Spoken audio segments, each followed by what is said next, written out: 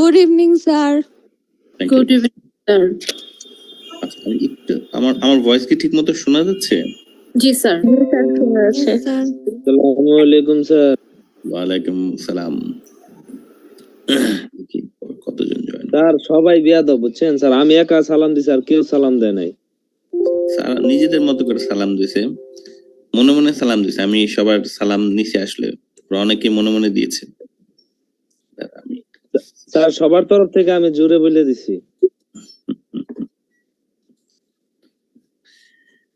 একটা সেকেন্ড। আচ্ছা, দুটো নিউজ, অবশ্য সবাই এখনো জয়েন করেনি, একটু পরে। তারপর একটু প্রথমে বলে রাখি দুটো নিউজ। এক হচ্ছে আপনাদের লিসনিং ক্লাস শুরু হচ্ছে আজকে থেকে। দুই হচ্ছে আপনাদের হোয়াটসঅ্যাপ গ্রুপ 608 এর হোয়াটসঅ্যাপ স্পিকিং গ্রুপ তো তৈরি করা হয়নি, সো আমি নতুন একটা তৈরি করেছি এবং এই গ্রুপটা শুধু 608 এর জন্য না, এটাতে 607 আর কি থাকবে। 607 608 একসাথে আর কি স্পিকিং এর প্র্যাকটিসটা করবেন। এটার আমি নাম দিয়েছি হচ্ছে 2026 এর, কারণ আপনারা সবাই পরীক্ষা দিবেন হচ্ছে 2026 এ। তো 2026 এর স্পিকিং পরবর্তীতে আমি যেটা করবো আর কি, এক্সামিনি যারা আছে তাদেরকেও এই গ্রুপটাতে নিয়ে আসবো আর কি। হ্যাঁ, জানুয়ারিতে যারা এক্সামিনেশন দিবে তাদেরকে আমি এখানে নিয়ে আসবো। সো আপনারা যারা আছেন আপনারা হচ্ছে সব মিলে একটা বেটার আসলে স্পিকিং এর প্রিপারেশন পাবেন ওইখান থেকে। এই হোয়াটসঅ্যাপ এর গ্রুপটা আমি তৈরি করা আছে, আমি একটু পরে আপনাদের সাথে ক্লাসটার পরে আমি আপনাদের সব দুই গ্রুপের সাথে লিংকটা শেয়ার করে দিচ্ছি। আমরা তাহলে একটা গ্রুপে চলে আসবো সবাই, 607 এবং 608। লিসনিংটা এখন শুরু হবে। লিসনিং এর আগে 608 এর সাথে একটু কথা বলে নিচ্ছি। 608 আপনারা কি আপনাদের অ্যাসাইনমেন্ট গুলো শেষ করেছেন? জাতি কি ব্যাপার, চুপ কেন? নীরবতা কি সম্মতির লক্ষণ না অসম্মতির লক্ষণ? যতটুকু সম্ভব মানে মাইটি বোঝারে, কারো যদি সম্ভব হয় যে স্যার একদম সম্ভব ছিল না, ফাইনালটাতে করছি 7টা হোমওয়ার্ক মাত্র, যতটুকু সম্ভব হয় মানে আগের গুলো তো ক্লাসের পরপরই হয়েছিল, কিন্তু সেগুলো একটু পলিশ করার চেষ্টা করেছিলাম আর কি। আর হচ্ছে নিউ যেগুলো দিয়েছেন সেগুলো আপলোড দিয়েছি, কিন্তু বাকিগুলো আপলোড দেওয়ার মতো হয়নি। আপলোড দেওয়ার মতো হয়নি মানে? আরে সবই সুন্দর, মানে আপলোড দিয়ে ফেলেন মুনিয়া। আপনি যেটা আপলোড করছেন ওটা অনেক সুন্দর হয়েছে। দিয়ে ফেলেন। এই যে জিনাত দিবে, একটাও দেয় নাই জিনাত। আমার ক্ষেত্রে হয় কি স্যার, ও হ্যাঁ, মুনিয়া বলুন। Sir, naturally I talk little fluently, but whenever I started recording, হয়ে যায়। Yes, sir. এটার কারণ হচ্ছে এটা সবারই কিন্তু, হ্যাঁ আপনাদের সবারই কিন্তু এরকম হবে যে আপনারা যখন রেকর্ড করতে যাচ্ছেন you'll find that it's a bit daunting, challenging I would say, এবং এই জিনিসটা আমরা যদি প্র্যাকটিস করি তাহলে আমরা ওভারকাম করতে পারবো। এবং then once you are done with that, তারপরে যে একদম মানে আপনাদের ফ্লুয়েন্সি যেটা আসবে, তখন আপনাদের হচ্ছে চোখে পানি চলে আসবে যে স্যার চোখে পানি এত সুন্দর করে স্যার কিভাবে বলছি। সিরিয়াসলি খুব সুন্দর করে আপনারা বলতে পারবেন, একটু রেকর্ডিংটা করেন। একদম 70% আপনাদের ফ্লুয়েন্সি আপনাদের সাইকোলজির উপর ডিপেন্ড করতেছে, right? Can you handle a recording session, can you handle how you talk, simple is that. আমি রেকর্ডিংটা স্টার্ট করতেছি। আচ্ছা, আপনারা কি আমার দেখছেন, রিল দেখছেন? আমি একটা রিল বানাইতেছি। দেখছি তো স্যার। আমার হচ্ছে আরেকটা রিল আজকে বানাতে যাচ্ছিলাম, চোখের পলকের টাইম চলে গেল। সেটা হচ্ছে আপনারা একটা নিউজ দেখেছেন না যে 80,000 স্টুডেন্টের ভিসা বাতিল করে দিবে আইএলটিএস এর রেজাল্ট ভুলের জন্য, রাইট? দেখছেন আমরা সবাই এটা নাকি? দেখছেন তো? আচ্ছা, এখানে একটা মানে আমি ব্রিটিশ কাউন্সিলের অনেক দোষ আছে এবং ব্রিটিশ কাউন্সিলের প্রশ্ন কিছু ফাঁসও হয়, সেগুলো নিয়ে কথা বলা যায়, বাট এটা হচ্ছে একটা নিউজের মানে খুবই বাজে ইন্টারপ্রিটেশন। নিউজটা এইটা না, this is not the news. মানে এটাকে এত বাজে ভাবে ইন্টারপ্রিট করে যেই সাংবাদিকরা এটা ট্রান্সলেশন করতেছে তাদের একটু প্রবলেম আছে প্রথমত। দ্বিতীয়ত টেলিগ্রাফ যে নিউজটা করেছে, নিউজের মধ্যেও গ্যাঞ্জাম আছে। সো দিস ইজ মানে এত অ্যাবসার্ড, মানে বর্তমানে যে ক্লিক বেট নিউজ কই গেছে সেটার একটা প্রমাণ হচ্ছে এই নিউজটা, যে 80,000 স্টুডেন্টের ভিসা বাতিল হচ্ছে। যদি ব্যাক করেন নিউজে ক্লিক করেন দেখতে পাবেন ওরা বলতেছে 80,000 রেজাল্টে গোলমাল আছে। আরো যদি ব্যাক করেন তাহলে আপনি দেখতে পাবেন যে টেলিগ্রাফ বলতেছে অলমোস্ট 78,000 রেজাল্টের ব্যাপারে কনফিউশন আছে। আরো যদি ব্যাক করেন তাহলে আপনি দেখতে পাবেন ব্রিটিশ কাউন্সিল আসলে বলছে যে ওদের 10% রেজাল্টের ক্ষেত্রে টেকনিক্যাল এরর হয়েছে। না, টেকনিক্যাল এরর মানে হচ্ছে এই রেজাল্টটা কমও এসেছে বেশিও এসেছে। মানে কিছু ক্ষেত্রে স্টুডেন্ট যেটা ডিজার্ভ করে তার থেকে কম আসছে, কিছু ক্ষেত্রে যেটা ডিজার্ভ করে তার থেকে বেশি আসছে, এবং কিছু ক্ষেত্রে রেজাল্ট আসেনি। সব মিলে 10% ক্ষেত্রে এটা ঘটছে। তাহলে 10% এর ক্ষেত্রে এটা ঘটছে, তাহলে বেশি আসছে কাদের, সেটা কত পার্সেন্ট হতে পারে? আরো কম, রাইট? 10% এর কম। সেক্ষেত্রে তাদের ক্ষেত্রে আরো সলিউশন আছে, তাদেরকে এক্সট্রা টেস্ট দেওয়া যাবে এন্ড আদার্স। কিন্তু এই তথ্যটুকুর উপর বেস করে যে 10% স্টুডেন্টের রেজাল্টের ক্ষেত্রে টেকনিক্যাল এরর ঘটতে পারে, তার উপর বেস করে 80,000 স্টুডেন্টের ভিসা বাতিল হবে, এইটা বলা মানে কি লেভেলের এক্সাজারেশন চিন্তা করেন। আনবিলিভেবল। করে কোনো কারণে জি, মানে এটা কি ইচ্ছা করে হয়? মানে আমি নিউজগুলা দেখে মনে হয় কি ওরা কোনো একটা কারণে ইচ্ছা করে এটা হ্যাঁ, এটা ক্লিক বেইটেড। ও, এটার পিছনে একটা অসাম রিজন আছে। মানে এটা হচ্ছে বাংলাদেশি যে চ্যানেলগুলো তো জাস্ট ক্লিক বেইটের জন্য। টেলিগ্রাফ কেন এই নিউজটা করছে সেটার পিছনে অসাম একটা রিজন আছে, এবং এটা নিয়ে আমি ভিডিও বানাতে যাচ্ছি। 816 মিলিয়ন পাউন্ড, 816 মিলিয়ন পাউন্ডের একটা ডিল আছে যেটার সাথে এই টেলিগ্রাফের নিউজটার কানেকশন আছে।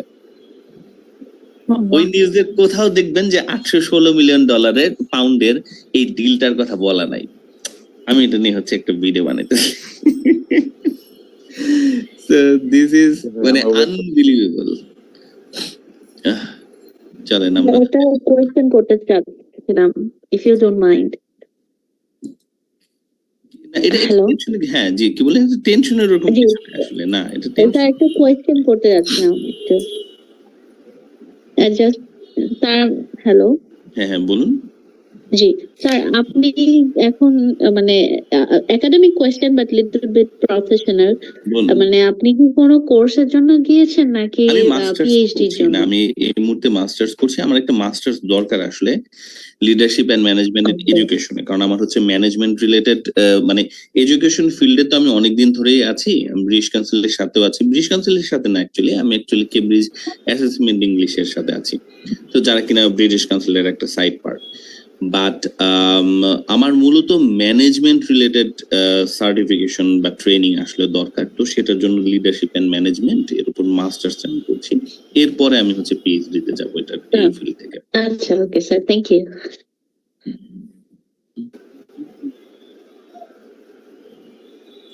আমার কোর্সের ব্যাপারেও আমি হচ্ছে আপনাদেরকে ইনফর্ম করবো। আপনারা কেউ যদি এডুকেশন ফিল্ডে আসতে চান, মানে leadership and management in education, এটা একটা দারুণ একটা কোর্স আসলে, এখানে অনেক কিছু শেখার আছে, এবং হোপফুলি কেউ যদি রিসার্চার হতে চান বা কেরিয়ারও করতে চান, এখান থেকে অনেক কিছু আসলে করা possible. Okay, let's move to our session. আমরা এখন রেকর্ডিংটা স্টার্ট করি। আশা করি সবাই আমরা কথা শুনতে পাচ্ছি। একটু দেরি হয়ে গেল, 15 মিনিট দেরি হয়েছে, হোপফুলি আপনাদের সমস্যা হবে না। Ready, steady, go. Recording in progress. Good evening everyone, welcome to today's session. আজকে আপনাদেরকে দেরি করে ফেলার জন্য আমি খুবই সরি। 608 এবং 607 কে আমরা কম্বাইন করে ফেলছি। এখন থেকে আমরা লিসনিং এর ক্লাসগুলো এখানে করব, এবং 607 এর জন্য 607 রিডিং এবং রাইটিং ইতিমধ্যে করে ফেলেছে, কিন্তু আপনারা চাইলে এই 608 এর সাথে আবার এটাকে রিপিট করতে পারবেন। This is open for you. যেহেতু আপনাদের টাইম রিলেটেড, আমার ইউকে তে আসার বিষয়ের সবচেয়ে বড় সাফারার হচ্ছেন 607 ব্যাচ।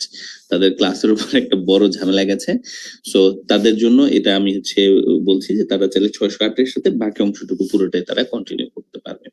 নাও আজকে থেকে আমাদের শুরু হচ্ছে লিসনিং। লিসনিং এর আগে আমাদের ইতিমধ্যে স্পিকিং শেষ হয়েছে। আমি স্ট্রেস দিচ্ছি আরো একবার যে আপনাদের 7 নম্বর পর্যন্ত আপনাদের যে অ্যাসাইনমেন্টস গুলো আছে স্পিকিং এর, ইটস ভেরি ইম্পর্টেন্ট যে আপনারা অ্যাজ সুন অ্যাজ পসিবল শেষ করে ফেলুন, কারণ আজকে থেকে আপনাদের আসলে পরের অংশটুকু শুরু হয়ে যাচ্ছে। আজকে থেকে আমাদের লিসনিং শুরু হবে। আমি অ্যাকচুয়ালি এটা খোঁজ নিব আপনাদের কাছে, একটু পরে আমি টেক্সট করবো 608 এর, যে আপনারা কে কে বই পেয়েছেন বা কে কে পাননি, এটা আমাকে হচ্ছে টেক্সট আপনারা জানিয়ে রাখে, ওই অনুযায়ী আমি এটার উপর স্টেপ নিব। বাট সবাইকে আবারও আমি হচ্ছে পিডিএফ এবং অডিও ফাইলের আমার যে ড্রাইভের লিঙ্কটা আজকের ক্লাসের পরে এটা আমি আপনাদের সাথে শেয়ার করে দেব, যেন আপনারা হচ্ছে পিডিএফ এবং অডিও গুলোকে নিয়ে প্র্যাকটিসটা শুরু করে দিতে পারেন। নাও নেক্সট প্ল্যানটা হচ্ছে আজকের ক্লাসের থেকে প্রতিটা ক্লাসের শুরুতেই আপনাদের স্পিকিং প্র্যাকটিস হবে, এবং এই স্পিকিং প্র্যাকটিসের সময় আপনাদেরকে যেটা করতে হবে সেটা হচ্ছে ওই যে স্পিকিং এর 7 নম্বর ক্লাসে আপনাদের যে ফাইনাল অ্যাসাইনমেন্ট একটা ছিল, স্পিকিং ফাইনাল অ্যাসাইনমেন্টটা আপনাদের হাতের কাছে রাখতে হবে। আমি এই মুহূর্তে সবার কাছে একটু হাত তুলতে বলবো, রেইজ ইওর হ্যান্ড, যাদের হাতের কাছে স্পিকিং ফাইনাল অ্যাসাইনমেন্টটা আছে। আপনারা এটা হাতের কাছে রাখুন, রেইজ ইওর হ্যান্ড। আমি দেখতে যাচ্ছি কতজনের কাছে এই মুহূর্তে আছে। মুনিয়ার কাছে আছে, সবাই হাত তুলতে থাকুন। একজনের কাছে আছে, আমি 2জন দেখতে পাচ্ছি। সঞ্জিদার নাম চেঞ্জ করতে হবে না। সো মিনওয়াইল আমরা শুরু করে দিচ্ছি, আপনারা একটু রেইজ হ্যান্ড করতে থাকুন কাদের কাদের কাছে আছে ফাইনাল অ্যাসাইনমেন্টটা। নেক্সট ক্লাসে আমি হচ্ছে সবার হাত দেখতে চাচ্ছি, বাট আজকে এখন পর্যন্ত আমি 6 জন দেখতে পাচ্ছি, মাত্র 6 জনের কাছে, আমাদের 22 জনের মধ্যে 6 জনের কাছে ফাইনাল অ্যাসেসমেন্ট আছে। This is not good at all, এটা কিন্তু ভালো না। আপনারা হচ্ছে স্পিকিং যাদের কাছে নাই ফাইনাল অ্যাসেসমেন্টটা, ইউ আর গেটিং ল্যাগ, আপনারা কিন্তু পিছিয়ে পড়বেন এই বাকি সবার কাছ থেকে। কারণ তারা আজকে কিভাবে প্র্যাকটিস করবে, যে 6 জনের কাছে আছে তারা আজকে যখন প্র্যাকটিস করছে তাদের কাছে ফাইনাল অ্যাসেসমেন্টের পেপারটা থাকবে। তারা কথা বলার সময় হয়তো সবগুলো লেস কমন ভোকাবুলারি ইডিয়ম আজকে তারা ইউজ করতে পারবে না, কিন্তু তারা এক স্টেপ এগিয়ে গেল, তাদের সাইকোলজি একটা এফোর্ট দিচ্ছে, হ্যাঁ করতে হবে। নেক্সট ক্লাসে তারা আরেকটু পারবে, তারপর ক্লাসে তারা আরেকটু পারবে। এভাবে 2 মাস প্র্যাকটিসের পরে তাদের কাছে এই ফাইনাল অ্যাসেসমেন্ট পেপারের আমাদের যে less common vocabulary idioms, complex সেন্টেন্সের স্ট্রাকচার সবগুলো আছে, সবগুলো তারা দক্ষভাবে ইউজ করতে পারবে। 7 বা তার উপরে স্কোর পাওয়ার ক্ষেত্রে ওরা কিন্তু এক ধাপ এগিয়ে গেল। নেক্সট ক্লাসে আমি দেখতে চাচ্ছি আপনারা বাকি সবাই এটা যেন একদমই মিস না করেন। না, let's move to today's class plan. আজকে আমরা হচ্ছে লিসনিং এর পার্ট 1 এর গ্যাপ ফিলিং টাইপের প্রশ্ন পড়বো। এটা ডিটেল আমি আপনাদের বোঝাবো, পার্ট 1 জিনিসটা কি, কেমন ধরনের প্রশ্ন আসে, কিভাবে এটাকে সলভ করতে হবে, এই জিনিসগুলো নিয়ে আমরা কথা বলবো। But prior to that we will start with our breakout room practice.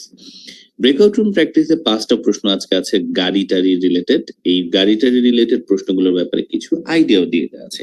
As usual আমি আপনাদেরকে এখন ব্রেকআউট রুমে নেব। 1 মিনিট আপনারা সময় পাবেন প্রশ্ন এবং তার অপশনস গুলোকে একটু পড়ার জন্য। তারপর আপনারা এক অন্যের কাছে প্রেজেন্টেশন দেওয়া শুরু করবেন। যে 6 জনের কাছে ফাইনাল অ্যাসেসমেন্ট আছে, আপনারা আজকে ট্রাই করবেন আপনাদের ওই ভোকাবুলারি গুলোকে ইউজ করতে, একটা এফোর্ট দিবেন। যদি পারেন তাহলে ভালো, না পারলেও সমস্যা নেই, আপনারা এফোর্টটা জারি রাখবেন আর কি, আস্তে আস্তে আপনারা এটাকে পারবেন। Let's move to breakout room session. আমরা 2 জন করে র্যান্ডম ওয়াইজ চলে যাচ্ছি। 23 জন আমাদের আছে, তার মধ্যে 14টা রুম লাগবে।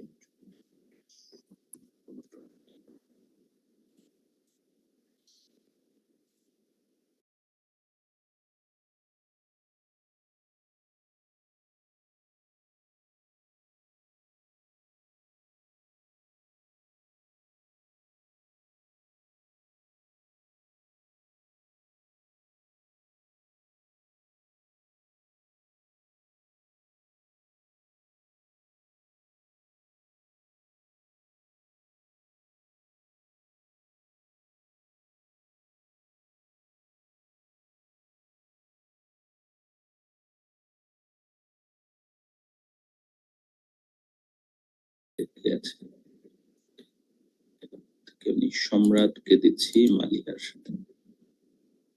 সম্রাট 13তে জয়েন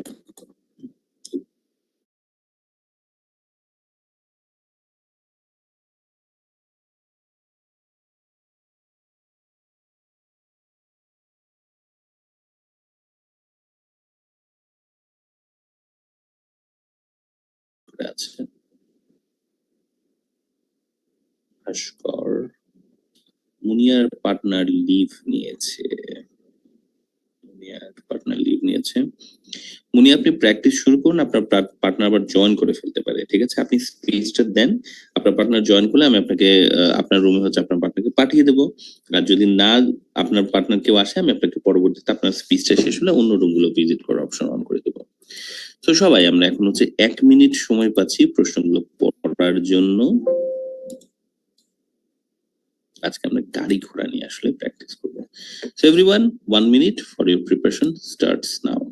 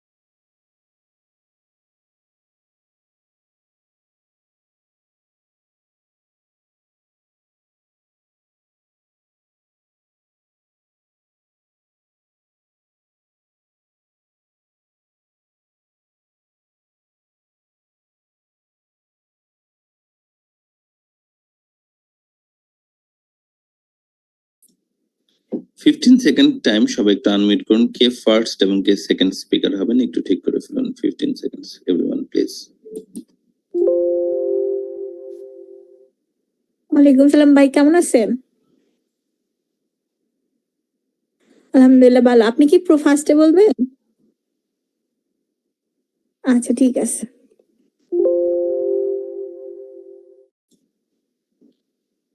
ওকে, আবির আর মারিয়া জয়েন করেছে। আবির মারিয়াকে আমি 8 নম্বর রুমে দিচ্ছি। আবির মারিয়া দুজন জয়েন করে ফেলবো। ওকে,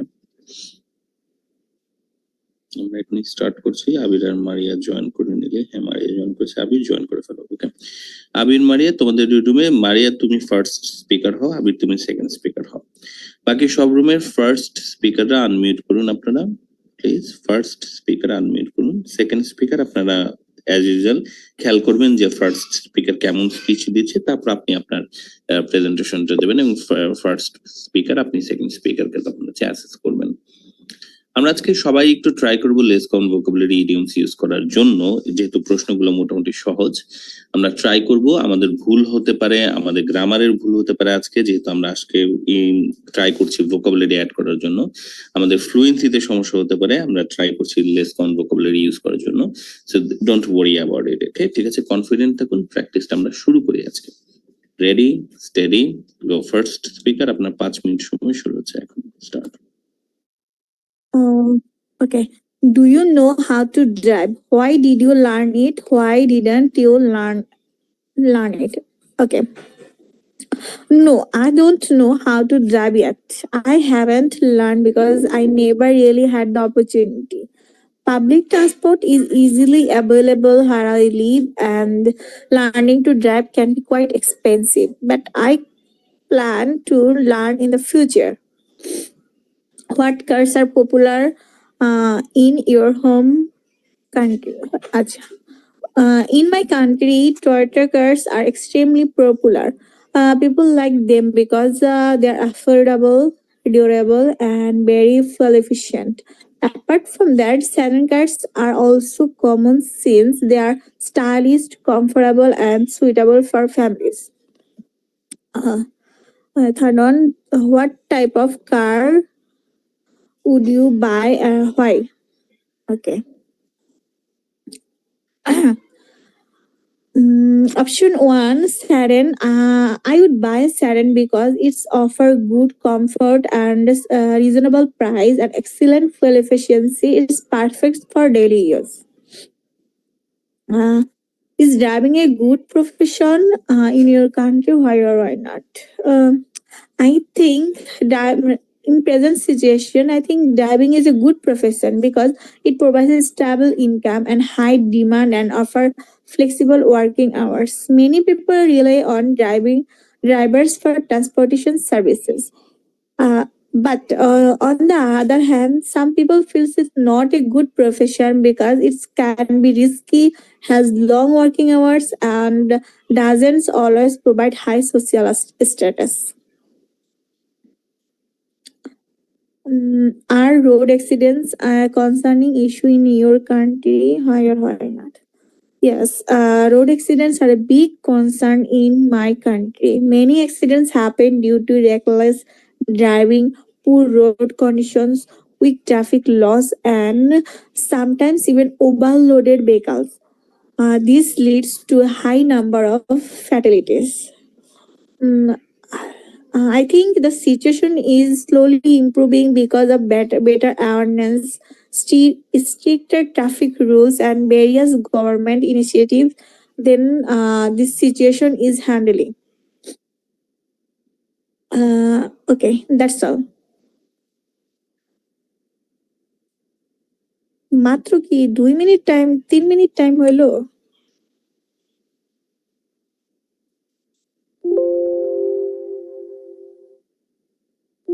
ও আচ্ছা আমি তাহলে এই যে হোয়াই ডু ইউ ড্রাইভ এগুলির নেগেটিভটা বলি কেন আমি করতে আমি যদি ইয়েস বলি ওইটা আচ্ছা যাই হোক do you know how to drive why did you learn it why he didn't you learn it আচ্ছা এটা পজিটিভলি বলি আগে নেগেটিভ বলছিলাম okay Yes, I know how to drive. I learned it because it became necessary for daily life.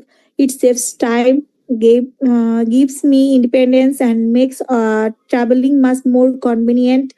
I also had a very good instructor who made learning easy and enjoyable. Uh, okay. Third, what type of car would you buy? Why? Second option, electric car. I would choose an electric car because it's eco-friendly, requires low maintenance, and is cost-effective in the long run. Option three, sub. I would buy a sub since it provides more safety, extra space, and suitable for different types of roads. Okay. Complete হয়ে গেছে তো কি বলবো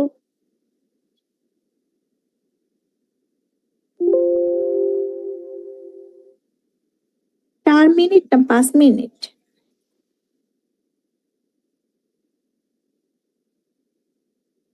আর না ভাইয়া ওরকম noise আসতেছে না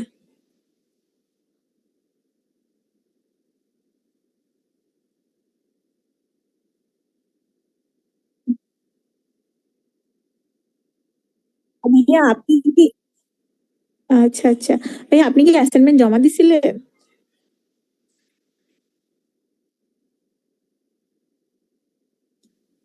আমি টাইম ফার্স্ট পাই নাই আমি স্পিকারের 5 মিনিট সময় শেষ হয়েছে এবার আচ্ছা, ফার্স্ট স্পিকারকে আমরা হচ্ছে 30 সেকেন্ড রিভিউ দেবো সেকেন্ড স্পিকার আপনারা আনমিউট করুন ফার্স্ট স্পিকারকে বলুন যে তার প্রেজেন্টেশন আপনার কেমন বলে মনে হয়েছে 30 seconds first speakers review start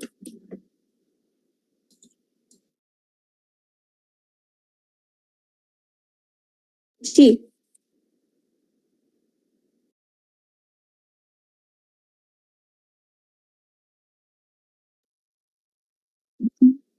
প্র্যাকটিসই করতেছি না আমি জবে আছি আমি ব্যাংকে জব করি আমি ওইখানেই আমার ফুল টাইমটা চলে যায় আমি কিছুক্ষণ আগে বাসায় আসছি দেন ক্লাসে জয়েন করছি তারপর আমার টিউশনও আছে আমি সব মিলে আমি মিলাইতে পারি না টাইম আমার কাছে কোনো প্র্যাকটিসই করতে পারি না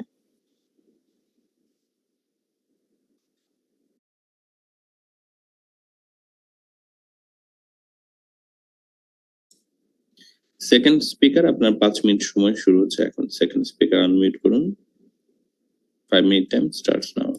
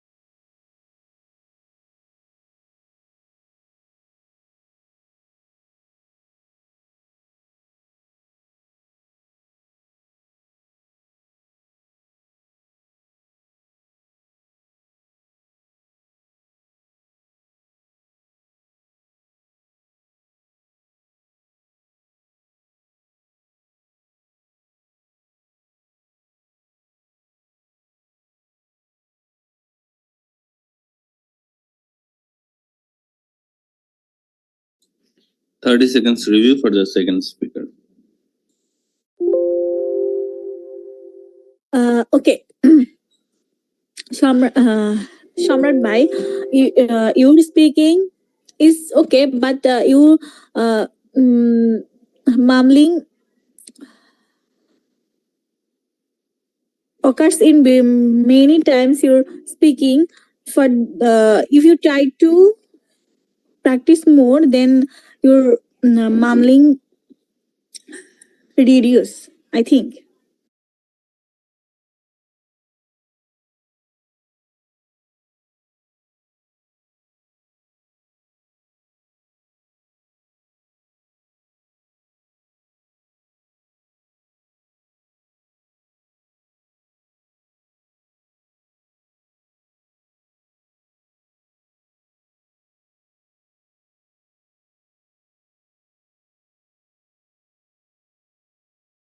Recording in progress.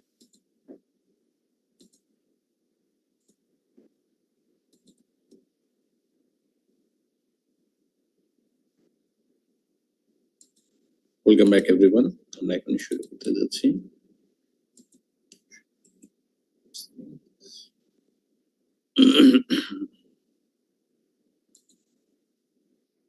Sound একটু চেক করুন।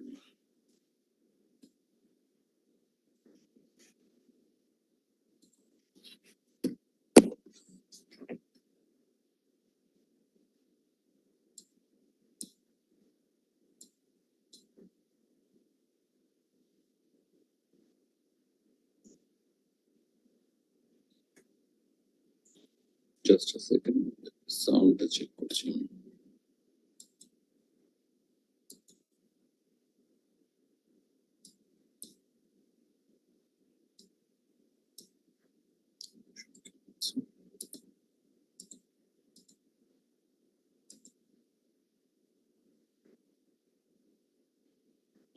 সাউন্ড একটু দেরি হচ্ছে, আপনার শুরু হয়েছে। Published by Cambridge University Press and Assessment 2023. This recording is copyright. Test 1. This is the IELTS listening test. You will hear a number of different recordings and you will have to answer questions on what you hear. There will be time for you to read the instructions and questions and Okay everyone. So এই পর্যায়ে আমরা প্রথমে হচ্ছে একটু sound check করব। মানে আমি এখন সাউন্ড প্লে করতে যাচ্ছি, আপনারা একটু চেক করে দেখবেন যে আপনারা শুনতে পাচ্ছেন কিনা ঠিকমতো। তো সবাই একটু কেয়ারফুল হন, কারণ হুট করে বেশি সাউন্ড লাগতে পারে কারো কারো হেডফোনে। So be careful. Here we go. 5 4 3 2 1 start. you will hear a number of different recordings and you will have to answer questions on what you hear. ঠিক আছে নাকি সাউন্ড আরো বাড়াতে হবে এভরিওয়ান? না ঠিক আছে, ইটস ওকে স্যার, ঠিক আছে। আমার চলে স্যার, চলে এটা করতে চলে। ওকে, তো আমরা এখান থেকে Perfect, শুরু sir. করতে যাচ্ছি এবার। ওকে, সো লিসনিং টেস্ট আইএলটিএস এক্সামিনেশনে আপনাদের আমরা জানি যে আমাদের 4টা টেস্ট আছে। তো 4টা মডিউলের ভিতরে স্পিকিং একটা তো আমাদের হলো, বাট বাকি যে 3টা লিসনিং, রিডিং, রাইটিং, এই 3টার মধ্যে প্রথমে হবে, মানে এই টেস্টগুলো শুরু হবে হচ্ছে লিসনিং টেস্ট দিয়ে। এই কারণে এই টেস্টটাতে ভালো করাটার আসলে প্রয়োজন আছে, যে এটাতে আমরা যদি ভালো করি তাহলে রিডিং, রাইটিং আমাদের ভালো হবে। লিসনিং টেস্টের আরেকটা বৈশিষ্ট্য হচ্ছে যে একাডেমিক জেনারেটিং সবার জন্য সেমই আসলে এই টেস্টটা। হ্যাঁ, এই টেস্টে কোনো পার্থক্য নাই। এখানে সর্বমোট 40টা প্রশ্ন থাকে। 40টা প্রশ্ন আমি একটু মার্ক করে আমি আপনাদেরকে দেখাচ্ছি। 40টা প্রশ্ন 4টা ভাগে ভাগ হয়ে থাকবে, সেগুলোকে আমরা পার্ট বলবো। তাহলে প্রতিটা পার্টে আমাদের হচ্ছে 10টা করে প্রশ্ন আসলে সলভ করতে হবে। যারা পেপার বেস পরীক্ষা দেবেন, যদিও 2026-এ পেপার বেস হয়তো স্টেপ বাই স্টেপ বন্ধ হয়ে যাবে, তো পেপার বেস যারা পরীক্ষা দেবেন আপনাদেরকে হচ্ছে 10 মিনিট সময় দেওয়া হবে এক্সট্রা অ্যান্সার গুলোকে ট্রান্সফার করার জন্য টেস্টের শেষে। আর যারা কম্পিউটার বেসে দেবেন তাদেরকে 2 মিনিট সময় দেওয়া হবে অ্যান্সার গুলোকে রিভিউ করার জন্য, কারণ আপনাদের অ্যান্সার ট্রান্সফার করার কিছু নাই। আপনি যখন শুনছেন তখন স্ক্রিনে যা লিখছেন বা যে টিক চিহ্নটা আপনি দিচ্ছেন ওটাই আপনার অ্যান্সার, আলাদা হবে একটা অ্যান্সার পেপারে ট্রান্সফার করতে হবে না পেপার বেসে যারা পরীক্ষা দেবে তাদের মতো। সো ওভারঅল আপনার টেস্ট শেষ হবে হচ্ছে 30 থেকে সর্বোচ্চ 40 মিনিটের মধ্যে। এই পর্যন্ত আমরা দেখলাম। এবার আমি আপনাদেরকে একটু ডিটেল এবং ইম্পর্টেন্ট একটা অংশ দেখাচ্ছি, সেটা হচ্ছে যে আমাদের টেস্টের স্পিকার কোন পার্টে কতজন স্পিকার থাকবে। এটা ইম্পর্টেন্ট কেন আসলে, ওয়াই দিস ইজ ইম্পর্টেন্ট? এটা ইম্পর্টেন্ট তার কারণ হচ্ছে আপনি যদি আগে থেকে জানেন যে আপনার কোন পার্টে কয়জন আসলে কথা বলবে, এটা জেনে রাখলে মেন্টালি আপনি একটু প্রিপেয়ার থাকতে পারবেন যে হ্যাঁ আমাকে এখন তো একজন কথা বলবে, তাহলে আমাকে এইভাবে আসলে খেয়াল করতে হবে। এখন দুজন কথা বলবে, তখন আমাদেরকে মানে আপনাদের ট্রেনিং এর সময় এখানে একটা প্ল্যান থাকবে যে দুজন কথা বললে আমরা কার মানে কোশ্চেন অ্যান্সারটা আসলে কার কাছ থেকে পাবো সেটার ব্যাপারে আমরা খেয়াল করবো। সো পার্ট 1 এ দুইজন স্পিকার সবসময় কথা বলবে, পার্ট 1 ইজ পার্ট 2 দুজন স্পিকার কথা বলবে, এটা ডায়ালগ হবে। পার্ট 2 তে একজন স্পিকার থাকবে, মনোলগ। পার্ট 3 তে আবার হচ্ছে 2 থেকে 3 জন স্পিকার থাকবে এবং পার্ট 4 এ একজন স্পিকার থাকবে। আমি আপনাদেরকে 15 সেকেন্ড সময় দিচ্ছি, একটু এটা আপনারা চোখ বুলিয়ে দেন।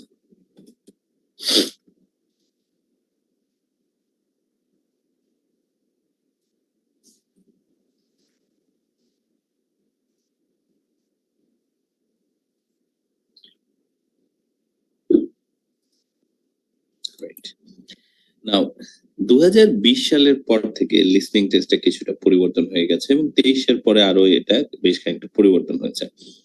পরিবর্তন বলতে আমি বোঝাচ্ছি যে লিসনিং টেস্টে প্রশ্নের ভেরিয়েশন আগে অনেক বেশি আসতো, 13-14 ধরনের আসতো।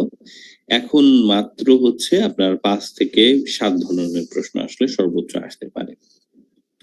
যেহেতু ভেরিয়েশন কমে গেছে, তার মানে হচ্ছে আমরা যদি একটু অল্প কিছু কোশ্চেনের উপরে ভালো করে ফোকাস থাকি, আমাদের ভালো স্কোর করার কিন্তু বেশ ভালো সুযোগ থাকছে। আর কিছু কিছু প্রশ্নের অ্যান্সার আগে যেভাবে আসতো এখন আর ওইভাবে আসে না, কিছু কিছু মডিউলের ক্ষেত্রে সেটা পরিবর্তন হচ্ছে, এগুলো আমরা স্টেপ বাই স্টেপ এই কোর্সে আসলে দেখতে পাবো। তো লেটস ফোকাস অন পার্ট 1 দেন। আমরা চলুন আজকে একটু পার্ট 1 দেখি। তার আগে আমরা একটু প্রশ্নই দেখি। স্ক্রিনে এখন আমি আপনাদেরকে যেটা দেখাতে যাচ্ছি সেটা কেমব্রিজ 18 টেস্ট 1 এর প্রশ্ন। এই বইটা আপনারা হচ্ছে হার্ড কপি আপনারা আপনাদের কোর্সের সাথে পাবেন। কেউ যদি না পেয়ে থাকেন, যেটা আমি আপনাদেরকে খোঁজ করবো আর কি, সবাই আপনারা অ্যাকচুয়ালি এটার হার্ড কপিটা পাবেন। সো আপনারা এটার হার্ড কপি থেকে আসলে প্র্যাকটিসটা করতে পারবেন। এর বাইরে আমি আজকে আপনাদের সাথে গুগলের ড্রাইভ একটা শেয়ার করব, যেখানে এগুলোর সবগুলোর সফট কপি কেমব্রিজ 15 থেকে 19 ও 20 এর বোধহয়, হ্যাঁ 20 এর পর্যন্ত সফট কপি এবং তাদের হচ্ছে অডিও গুলো দিয়ে দেওয়া আছে। কেমব্রিজের অডিও গুলো এছাড়া আপনি পাবেন ইউটিউবে সবগুলো টেস্টেরই আসলে আছে, কি বলে জিনিসটাকে, অডিও গুলো আছে। তো সেখান থেকে আপনারা প্র্যাকটিস করতে পারবেন, লিসনিং প্র্যাকটিসটা ওখান থেকে করবেন। তো আজকের সেশনের জন্য আপনাদের কারো কাছে যদি বই না থাকে, আমার মনে হয় না সমস্যা হবে। আমি সবাইকে অনুরোধ করবো আপনারা স্ক্রিনের দিকে একটু মনোযোগ দেন। তো দেখুন আমরা কি দেখতে পাচ্ছি, আমরা কেমব্রিজ 18 দেখতে পাচ্ছি। প্রথমে আপনারা কিছু ইনফরমেশন দেখতে পেলেন এবং আমরা চলে যাবো এখন হচ্ছে টেস্ট 1 এ। 10 নম্বর পেজে আছে। টেস্ট 1 এ যাওয়ার আগে যে আমরা যা বললাম সেই ইনফরমেশন গুলো এখানে দিয়ে দেওয়া চলে এসেছে। আমরা টেস্ট 1 এ যখন আপনি লিসনিং টেস্টটা দেখতে পাচ্ছেন, প্রথমে যদি প্রশ্নের দিকে দেখেন, দেখবেন যে প্রথম অংশের নাম পার্ট 1। এখানে একটা প্রশ্নের ইনস্ট্রাকশন দিয়ে দেওয়া আছে। তারপর আছে হচ্ছে পার্ট 2, এখানে আরো কিছু ধরনের প্রশ্ন আছে। পার্ট 2 এখনো শেষ হয়নি, যে 20 এসে পার্ট 2 শেষ হলো। পার্ট 3 30 এ শেষ হবে। এগুলো হচ্ছে আমাদের পার্ট 3 এর প্রশ্ন এবং হচ্ছে আবারও পার্ট 4। 40টা প্রশ্ন শেষ। এবার আমাদের হচ্ছে পরীক্ষাও শেষ, এরপর আপনাদের রিডিংটা শুরু হবে। আমরা ফোকাস করতে যাচ্ছি আজকে পার্ট 1 টাইপের। পার্ট 1 এ কেমন ধরনের প্রশ্ন আসে সেটার উপরে, ঠিক আছে? আইএলটিএস এর লিসনিং টেস্টের যতগুলো পার্ট 1 আছে সবগুলোতে একটা মাত্র ভেরিয়েশনের প্রশ্নই আসে, ওয়ান সিঙ্গেল ভেরিয়েশন। এটা হচ্ছে এই কোশ্চেন টাইপটা। আপনাদের ফাইনাল এক্সামে এই কোশ্চেন টাইপই আসবে। এর বাইরে অন্য কোন ধরনের কোশ্চেন রিসেন্ট টাইমে গত অ্যাকচুয়ালি 10 বছরে আসেনি, তো আপনাদের আসার রিজন নেই। লাস্ট যে টেস্টটা হয়েছে সেই টেস্টও এই ধরনের প্রশ্ন এসেছে। শিফাতের ওই প্রশ্নগুলো আমি পেজে পোস্ট করেছি, আপনারা ওটা একটু দেখে নিতে পারেন আমাদের ইংলিশ সেন্টার পেজে। লাস্ট এক্সামিনেশনের প্রশ্নগুলোর উপর আমি একটা পোস্ট দিয়েছি, ওটা পড়লে আপনারা দেখবেন যে লিসনিং এ কেমন ধরনের প্রশ্ন আসলে এসেছে। সো এটা হচ্ছে এই ধরনের প্রশ্ন, একটু আমরা চেকও করে দেখতে পারি। আমরা টেস্ট 2 তে যদি যাই দেখবেন যে টেস্ট 2 পার্ট 1 ও একই ধরনের প্রশ্ন। ইনফ্যাক্ট আপনি যতগুলো কেমব্রিজের বই 15 থেকে শুরু করে তার পরবর্তী যে কোনো বইতে আপনি যখন যাবেন দেখবেন যে এই একই টাইপের প্রশ্ন আসলে আছে। 15-র আগের কোনো বই আপনাদের প্র্যাকটিস করার প্রয়োজন নেই, ওইটার সাথে আপনাদের কথার টোন ম্যাচ করবে না, প্রশ্নের ধরন ম্যাচ করবে না, এমনকি ওগুলোর অ্যান্সার কি যেভাবে আসে সেটাও আসলে বর্তমানের সাথে ম্যাচ করবে না। So West of time.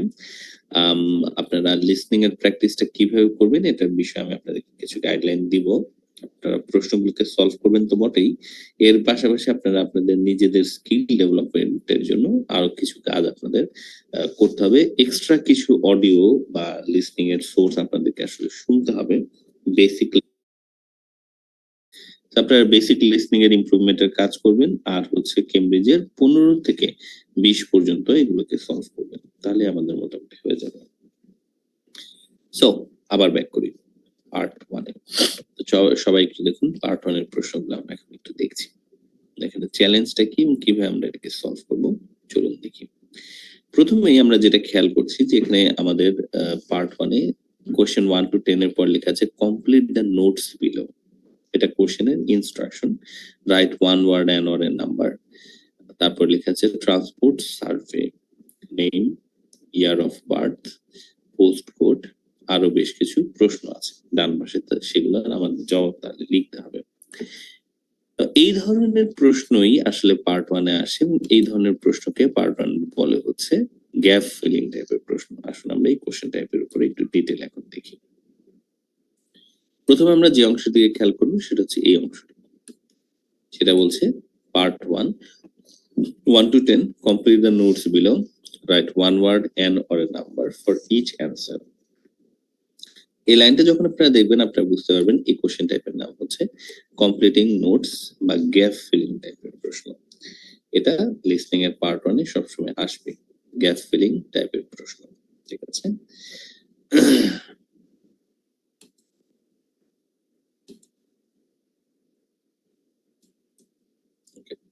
তো গ্যাপ ফিলিং টাইপের প্রশ্ন সলভ করার জন্য আমরা হচ্ছে 4 স্ট্র্যাটেজি আজকে শেয়ার করব এবং এই 4 স্ট্র্যাটেজিতে আমরা এটাকে সলভ করব আসলে। তো 4 স্ট্র্যাটেজির বা 4 স্টেপ স্ট্র্যাটেজির প্রথম স্টেপটা হচ্ছে খেয়াল করবেন কতগুলো প্রশ্ন ও কতগুলো ওয়ার্ড আপনি আসলে লিখতে পারবেন, রাইট? কতগুলো ওয়ার্ড আপনি লিখতে অ্যালাউড। আপনাদের কাছে আমার প্রশ্ন, এখানে যদি লেখা থাকে how many words will be allowed, আজকে যেমন লেখা আছে one word and or a number. Chat বক্সটা আমি ওপেন করতে যাচ্ছি আপনাদের জন্য, কারণ আমি চাই আপনারা সেখানে হচ্ছে আগামী 15 সেকেন্ডের মধ্যে ABCD এর অ্যান্সার আমাকে লিখে জানান। সো প্রশ্নটা হচ্ছে one word and or a number যদি হয় তাহলে ABCD সবগুলোর মিনিং একই। তো এদের মধ্যে থেকে কোনগুলো ভ্যালিড অ্যান্সার? Let's try.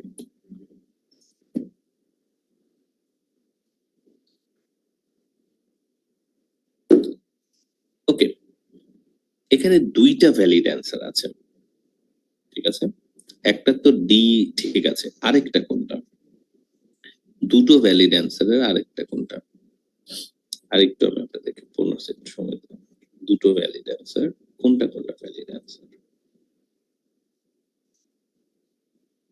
এবং টাইম শেষ। নাও চলুন আপনারা আমার সাথে কন্ট্রিবিউট করতে পারেন। One word and or a number কথাটার আসলে একটা মিনিং আছে। One word and or a number কথাটার মানে হচ্ছে এরকম, বুঝিয়ে বলি।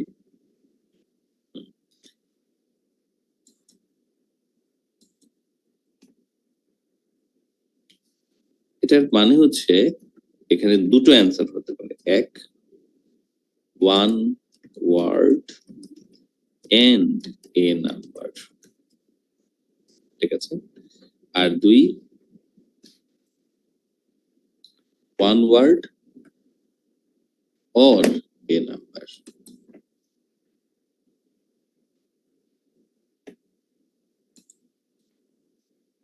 অর এ নাম্বার সো যখন আপনি বলছেন one word and a number, তো তখন আপনি এখান থেকে খেয়াল করা শুরু করুন।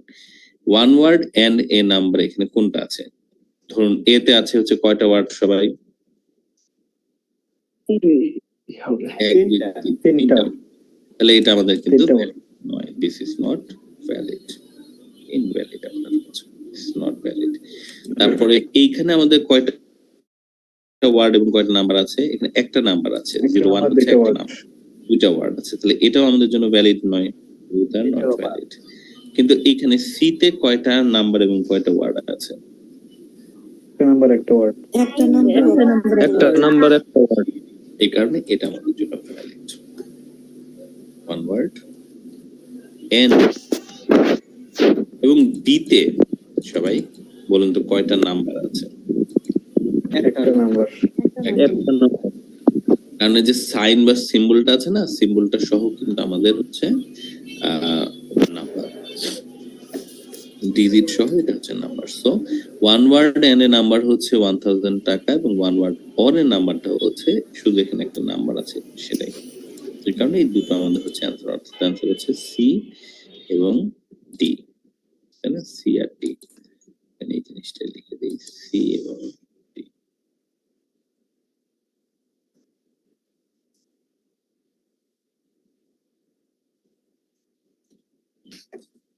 So এটা হচ্ছে আমরা প্রথমে তাহলে বুঝলাম যে স্টেপ 1 আমরা নোটিস করব কয়টা word we are allowed to write. এখানে যদি আপনারা এখন খেয়াল করেন একই কথা মোটামুটি দেখতে পাচ্ছেন, এখানে বলা আছে, এখানে কমপ্লিট দ্য নোটস বিলো বলা আছে, এখানে আমরা দেখতে পাচ্ছি one word and or a number আমরা লিখতে পারবো।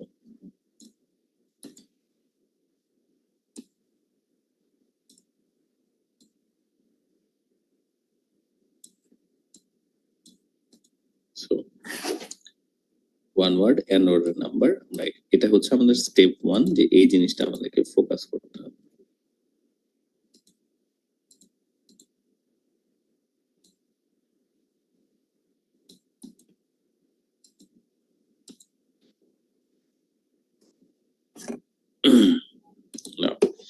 স্টেপ 2 টা দেখা যাক, এরপরে আমরা কি করব। ইনফ্যাক্ট স্টেপ 2 আর 3 আমি আপনাদেরকে একসাথে দেখাতে যাচ্ছি। চলুন দেখি 2 আর 3 তে আমরা কি করব। স্টেপ 2 এবং 3 আসুন আমরা একটু বুঝে নিই। স্টেপ 2 এবং 3 তে আমরা দুটো তথ্য মনে রাখবো, ঠিক আছে? দুটো তথ্য আমরা মনে রাখবো। তার একটা হচ্ছে এই প্রশ্নগুলো সিরিয়ালি আসবে, মানে এটা অবশ্য 1 থেকে 40 পর্যন্তই প্রযোজ্য, যে আপনাদের সবগুলো প্রশ্নের অ্যান্সার সিরিয়ালি দিবে। তো যখন আপনি প্রথম প্রশ্নটা দেখছেন, হয়তো প্রথম প্রশ্নে লেখা আছে যে what is the name of the applicant, এবং দ্বিতীয় প্রশ্ন আপনারা দেখতে পাচ্ছেন what is the age of the applicant. তো মনে রাখবেন ওরা নাম আগে বলবে, তারপরে এজের কথা বলবে। এটাই হচ্ছে আমি বলতে চাচ্ছি যে অ্যান্সার গুলো সিকোয়েন্স ফলো করবে। তো কোশ্চেন গুলো সিকোয়েন্স ফলো করবে, কিন্তু স্টেটমেন্ট সিকোয়েন্স ফলো নাও করতে পারে না। স্টেটমেন্ট আর কোশ্চেনের মধ্যে পার্থক্যটা কি? আসুন এটা আমি আপনাদেরকে একটু উদাহরণ দিয়ে বুঝাই। Let's look at this statements and questions. সবাই এই প্রশ্নগুলোর দিকে একটু তাকান। আপনাদের মধ্যে থেকে একজনকে এটা পড়তে বলবো। দেবব্রত আছেন? কোথায় দেবব্রত? দেবব্রত আছে স্যার। হ্যাঁ আচ্ছা ঠিক আছে। দেবব্রত স্ক্রিনে কি দেখতে পাচ্ছেন? হ্যাঁ বলুন তো, পড়ুন একটু সবার জন্য। Material Cambridge 17 Test 1 Part 1. The boys will go for a -1 and they will also catch fish in a pond. Okay, The boat will আচ্ছা arrive to the boat will arrive dash. সুন্দর। তো এখানে প্রশ্ন কয়টা আছে দেবব্রত? দুইটা প্রশ্ন স্যার।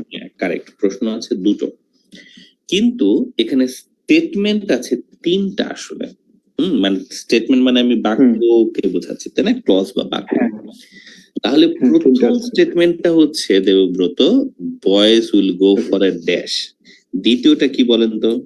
দ্বিতীয় স্টেটমেন্টটা কি? they will also catch fish in a pond. Correct. এখন প্রশ্ন যদিও সিরিয়াল মেনটেন করবে, মানে একের পরে বয়েরা কোথায় যাবে সেটার কথা বা কি করতে যাবে সেটার পরে বোট অ্যারাইভ করবে কিভাবে বা কখন সেটা তারপরে ওরা বলবে। তাহলে একের পরে দুইয়ের অ্যান্সার আসলো। কিন্তু ওই যে boy will go for a dash and they will also catch fish a pond, এই দুটো স্টেটমেন্ট আগে পরে করে বলতে পারে, মানে ওরা প্রথমেই বলতে পারে যে বয়রা হচ্ছে ফিশ ধরতে যাচ্ছে, তারপরে গো ফর এ ড্যাশ, এটা বলতে পারে। এটাকে আমি আসলে বোঝাচ্ছি যে ওরা কোশ্চেন গুলো ফলো করবে সিকোয়েন্স, কিন্তু স্টেটমেন্ট নাও করতে পারে। দেবব্রত, বুঝতে পেরেছি আমরা? বুঝতে পারছি স্যার। রাইট। আর বাকিরা খেয়াল করুন এটাকে বলার সময় ওরা কিভাবে বললো। Let's see. ওরা যখন বলছে, দেখুন 1 এবং 2 এর অ্যান্সার কি আসলে আপনারা খেয়াল করুন। The boys are planning for a fish in a pond as well as going for a swim in a lake. The guard informed that the boat is supposed to be arriving early. So আপনারা কিন্তু এখন বুঝতে পারছেন যে এখানে আমাদের 1 এবং 2 এর অ্যান্সার কি হবে, রাইট এভরিওয়ান? 1 এর অ্যান্সার কি হবে এভরিওয়ান? Swim sir, swim. 2 এর অ্যান্সার কি হবে এভরিওয়ান? আর্লি এই তো চমৎকার। তো এটাকে আমি বলেছি যে প্রশ্ন সিকোয়েন্স ফলো করতে পারে, কিন্তু আপনাকে সাবধান থাকতে হবে। ওরা যখন কথা বলছে ওই কথাটা কিন্তু ওরা মানে boy will go for a dash, এটার জন্য আপনি ওয়েট করতেছেন আগে, এটা কিন্তু আগে ওরা নাও বলতে পারে, এটাই আমরা খেয়াল রাখবো। না, এবার আমরা দেখি হচ্ছে স্টেপ 3। যখন আমরা প্রশ্নগুলো পড়ছি তখন আমরা মাইলস্টোন এবং ল্যান্ডমার্ককে খেয়াল করব, মানে মার্ক করবো আর কি, যদি আমরা পেপার বেজে পরীক্ষা দিই। আর যদি আমরা ইতে পরীক্ষা দিই, কি বলে জিনিসটাকে, আমরা যদি কম্পিউটার বেজে পরীক্ষা দিই, হ্যাঁ, তখন কিন্তু আমরা মার্ক করতে পারবো না। তো তখন আমরা কি করব, তখন আমরা জাস্ট খেয়াল করব মাইলস্টোন এবং ল্যান্ডমার্ক গুলোকে। সবাই খেয়াল করবো মাইলস্টোন আর ল্যান্ডমার্ক জিনিসটা কি। প্রশ্নের ভিতরে মাইলস্টোন বলে হচ্ছে প্রশ্নে যদি কোনো হেডলাইন থাকে, সাব হেডলাইন থাকে, বা এমন কোনো স্টেটমেন্ট থাকে যেখানে কোনো প্রশ্ন নাই। এটা আমি আপনাদেরকে আরো পড়াবো, আপনাদের মনে থাকবে এটা, হ্যাঁ, ডোন্ট ওয়ারি। আর আজকে জাস্ট খেয়াল রাখার চেষ্টা করবো। তাহলে প্রথম জিনিস হচ্ছে মাইলস্টোন, প্রশ্নে থাকা হেডলাইন, সাব হেডলাইন বা এমন কোন স্টেটমেন্ট যার মধ্যে কোনো প্রশ্ন নাই, সেটাকে মার্ক করব, সেটাকে খেয়াল করব। কেন? কারণ এটা খুবই জরুরি। কি জরুরি? এখানে তো প্রশ্নই নেই, তাহলে এটা জরুরি কিভাবে হয়? এরা আমাদেরকে হেল্প করবে কারেক্ট অ্যান্সার ধরার জন্য। মাইলস্টোন কথাটার বাংলা মিনিং হচ্ছে মাইল ফলক, তাই না? রাস্তায় যখন আপনারা যান, আপনাদের রাস্তার পাশে যে কিলোমিটার, কত কিলোমিটার, তত কিলোমিটার লেখা থাকে, এগুলোকেই বলে মাইল ফলক। কেউ কি বলতে পারেন এই মাইলস্টোন বা মাইল ফলক গুলোর প্র্যাকটিক্যাল ইউজটা আসলে কি, কেন এগুলো থাকে? কেউ জানেন? রাস্তায় মাইলস্টোন যাতায়াতের সুবিধার জন্য। মানে কতটুকু দূরত্ব বোঝা যায় আমরা এইটা হচ্ছে জবাব শুনতে যাচ্ছেন, যে দূরত্ব কতখানি আছে আসলে, আমার যে ডেস্টিনেশন সেটার দূরত্ব কতখানি, বা আমি যেখান থেকে স্টার্ট করছি সেখান থেকে এখন কত দূরে আছি, তাই না? আপনি রাস্তায় হঠাৎ করে দেখতে পেলেন যে ঢাকা 170 কিলোমিটার, আবার একটু আগে পিছন দিকে তাকালেন, দেখতে পাচ্ছেন যে ওখানে লেখা আছে যে ধরুন কুমিল্লা অত কিলোমিটার। তো এর মানেই হচ্ছে যে আপনি কুমিল্লা ছেড়ে আসছেন, ছেড়ে এতখানি দূরে এসেছেন, আর আপনার সামনে ঢাকা যেখানে আপনি যাচ্ছেন সেটা আরো 170 কিলোমিটার সামনে আছে। সো মাইলস্টোনের কাজ হচ্ছে এভাবে আপনাকে গাইড করা যে আপনি আসলে অ্যান্সার থেকে কতটা দূরে বা কতটা কাছে আছেন। And that's what exactly listening এর মাইলস্টোনও আপনার জন্য করবে। লিসনিং এর মাইলস্টোন আপনাকে হেল্প করবে বোঝার জন্য যে আপনি কারেক্ট অ্যান্সার থেকে সরে এসেছেন কিনা, বা সামনে আপনার কারেক্ট অ্যান্সারটা আছে কিনা। আমরা এটাকে এখনই দেখবো। আর এর বাইরে আমাদের আরেকটা জিনিস খেয়াল করতে হবে, সেটার নাম হচ্ছে ল্যান্ডমার্ক। এটাকে আপনারা কেউ কেউ ল্যান্ডমার্ক ডাকেন, কেউ কেউ কিওয়ার্ড ডাকেন, যে নামেই ডাকেন, ফুল তো ফুলই আসলে। তো যে নামেই ডাকেন, এটা আসলে আমাদের কি হয়ে দাঁড়াবে, আমাদের হচ্ছে ল্যান্ডমার্ক আকারে থাকবে। ল্যান্ডমার্ক হচ্ছে প্রশ্নে থাকা প্রপার নাউন। প্রপার নাউন জিনিসটা কি এভরিওয়ান? আমরা জানি প্রপার নাউন জিনিসটা কি, নাম, নামবাচক শব্দ। প্রপার নাউনকে দেখে আমরা চিনবো কিভাবে? বাক্যে যে প্রপার নাউন আছে কিভাবে চিনবো? এটা ক্যাপিটাল লেটারে থাকে, প্রথম অক্ষর ক্যাপিটাল, হ্যাঁ ক্যাপিটালে থাকে, প্রথম অক্ষরটা ক্যাপিটালে থাকলে বুঝবো যে এটা প্রপার নাউন। তো বাক্যে থাকা কোন প্রপার নাউন তারপর হচ্ছে আমাদের ডেট বা ইয়ার যদি থাকে, এরা আমাদেরকে হেল্প করবে বোঝার জন্য যে আমরা আসলে অ্যান্সারের লোকেশনে চলে এসেছি কিনা কনফার্ম হওয়ার জন্য। সবাই 15 সেকেন্ড এই দুটো রুলকে একটু পড়ুন, আমি আপনাদের তারপরে এটার প্র্যাকটিক্যাল ইউজটা দেখাচ্ছি।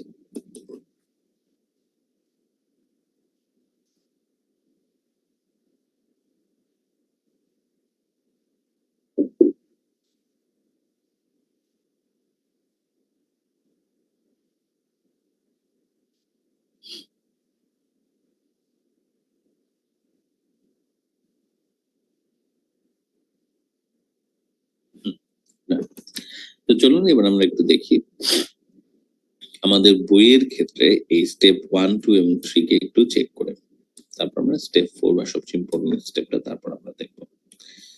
আমরা আজকে হাতের কাছে যে প্রশ্নটা রেখেছি সেটা হচ্ছে আমাদের কেমব্রিজ 18 টেস্ট 1 পার্ট 1। এই মুহূর্তে যে ম্যাটেরিয়ালটা তৈরি করছি সেটা লিসনিং এর গ্যাপ ফিলিং আর কন্টেন্ট হচ্ছে কেমব্রিজ 18 টেস্ট 1 পার্ট 1। তো আমরা প্রথমে হচ্ছে কতগুলো ওয়ার্ড লেখা যাবে সেটাকে আমরা খেয়াল করেছি। স্টেপ 1 ডান। এবার স্টেপ 2 এবং 3। স্টেপ 2 এবং 3 তে আমরা এবার খেয়াল করব মাইলস্টোন এবং ল্যান্ডমার্কস গুলোকে এবং এখানে কোনোটা আছে কিনা। আমি কয়েকটা প্রশ্ন নিয়ে নিচ্ছি।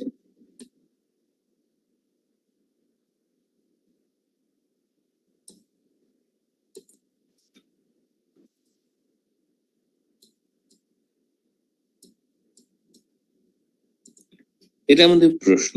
নাও মনে আছে আপনাদের নিশ্চয়ই যে প্রথমে আমাদেরকে খেয়াল করতে হবে স্টেপ 3 তে মাইলস্টোন আছে কিনা, ল্যান্ডমার্ক আছে কিনা। ওয়েল এখানে মাইলস্টোন কোনটা এবং ল্যান্ডমার্ক কোনটা, লেটস সি। বলুন তো এটা কি আসলে, মাইলস্টোন না ল্যান্ডমার্ক? মাইলস্টোন। এটা একটা মাইলস্টোন। মাইলস্টোন। এইটা কি, নেম এবং ইয়ার, মাইলস্টোন না ল্যান্ডমার্ক? ল্যান্ডমার্ক। ল্যান্ডমার্ক। এগুলো মাইলস্টোন, এখানে কোনো এগুলো কোনো প্রশ্ন নেই।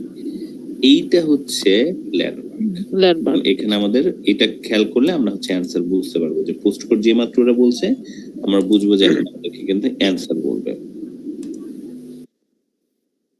আবার ট্রাভেলিং বাই বাস, এই নামটা কি? এটা একটা মাইলস্টোন। হ্যাঁ, আবার ডেট কথাটা কি সরাসরি বলবে? ডেট অফ দ্য জার্নি সরাসরি বলতে পারে, তাই না? তাহলে এটাকে আমরা হচ্ছে ল্যান্ডমার্ক ভাবতে পারি যে হ্যাঁ ডেট অফ দ্য জার্নিটা যখনই বলছে আমাদের অ্যান্সারটা চলে আসবে। তো এইভাবে আমরা পরের অংশগুলোর দিকে আস্তে আস্তে খেয়াল করতে পারবো। আমরা দুটো অংশকে মোটামুটি দেখে রাখলাম, আমি এই অংশটা একটু সরিয়ে রাখি। আপাতত এই দুটো অংশকে আমরা একটু চেক করি। সো এটা আমাদের প্রশ্ন, these are the questions we have। সেটা হচ্ছে ওরা ট্রান্সপোর্ট একটা সার্ভে করছে, এটা আমাদের হেডলাইনটা হচ্ছে ট্রান্সপোর্ট সার্ভে। তো যেই মাত্র আমরা খেয়াল করবো যে ওরা বলতেছে যে হ্যাঁ আমাদের এখানে একটা ট্রান্সপোর্টের সার্ভে হতে যাচ্ছে, আমরা বুঝবো যে আমাদের কিন্তু অ্যান্সার আসা শুরু করতে যাচ্ছে, কারণ আমরা মাইলস্টোনস গুলোকে পেয়ে যাচ্ছি। দেন ওরা আরেকটা মাইলস্টোন বলবে, সেটা হচ্ছে নাম।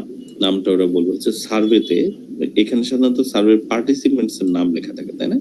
তো যে পার্টিসিপেট করতেছে তার নাম সম্ভবত হচ্ছে স্যাডি জোনস।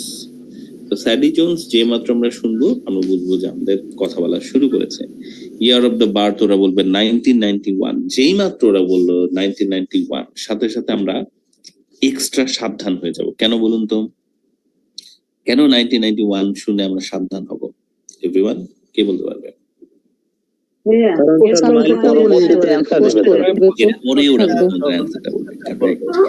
পরপরই ওরা কি করতে যাচ্ছে, আমাদের অ্যান্সারটা বলতে যাচ্ছে। সেই অ্যান্সারটা হচ্ছে পোস্ট কোড। ওরা পোস্ট কোডের কথা বলবে, যেই পোস্ট কোডটা বলবে সেটা আমাদেরকে খুব মনোযোগ দিয়ে শুনে ফেলতে হবে। এইটাই আমাদের আপাতত হচ্ছে টাস্ক। তো চলুন আমরা প্রথম প্রশ্নটাকে একটু সময় পেলে এবার ট্রাই করে দেখি। পোস্ট কোড আমরা শুনতে পাচ্ছি কিনা, ঠিক আছে? তো সবাইকে এবার আমি হচ্ছে লিসনিং এর জন্য নিয়ে আসবো। আমাদের ফোর্থ স্টেপ এখনো কিন্তু বাকি আছে, আমি আপনাদেরকে দেখাইনি, বাট তার আগে আমি একটু আপনাদেরকে এটা শোনাতে চাচ্ছি। এবং শোনানোর আগে আমি আপনাদেরকে আরেকটা জিনিসও বলে নিতে চাচ্ছি, সেটা হচ্ছে লিসনিং টেস্টের আমি যেরকম স্পিকিং এর ক্ষেত্রে বলেছি যে প্র্যাকটিসটা খুব জরুরি। লিসনিং টেস্টের অ্যাটলিস্ট 50% স্কোর নির্ভর করে আপনি কতখানি মনোযোগ দিতে পারছেন, আপনি কত ভালো শুনতে পারেন, আপনি কত ভালো ভোকাবুলারি জানেন, এগুলো সবই 50%। বাকি 50% ডিপেন্ড করছে পরীক্ষার সময় আপনি মনোযোগ দিতে পারছেন কিনা। এবং এই মনোযোগের ব্যাপারটা স্টেপ বাই স্টেপ আমাদেরকে ডেভেলপ করতে হয়। হ্যাঁ, হুট করে আমাদের সবার মনোযোগ লেভেলটা কিন্তু ভালো থাকে না, কিন্তু আমাদের সবার মধ্যে একটা ইচ্ছা শক্তি থাকতে হবে, আমাদের একটা নিয়ত থাকতে হবে যে হ্যাঁ আমরা এটাতে ইমপ্রুভ করব। এখন আমি আপনাদেরকে ওদের একটা কনভারসেশন শোনাবো, যে কনভারসেশনটা শুনে আপনি অ্যান্সারটা বের করার চেষ্টা করবেন যে এই যে মহিলা স্যাডি জোনস, ওর বাসার পোস্ট কোডটা আসলে কত, বা ও একটা পোস্ট কোড বলবে সেটা কত। এটা শোনার পরে যে মাত্র আপনি হচ্ছে ও যে ট্রাভেলিং বাই বাস করতেছিল এরকম কোনো কথা শুনবেন, আপনি বুঝবেন যে অ্যান্সারটা চলে গেছে। সেটা শোনার জন্য এখন আপনারা সবাই হচ্ছে মনোযোগ স্টেবল করবেন। আশেপাশে আপনাদের অনেক কথা হয়তো চলছে, হয়তো কোনো সাউন্ড হচ্ছে, কেউ হয়তো বিরক্ত করছে। আপনারা এখন আমার সাথে কিছুক্ষণ প্র্যাকটিস করবেন, মাত্র 30 সেকেন্ড, যে আপনারা কারো অন্য কোনো বিষয়ে যেন মনোযোগ না দেন।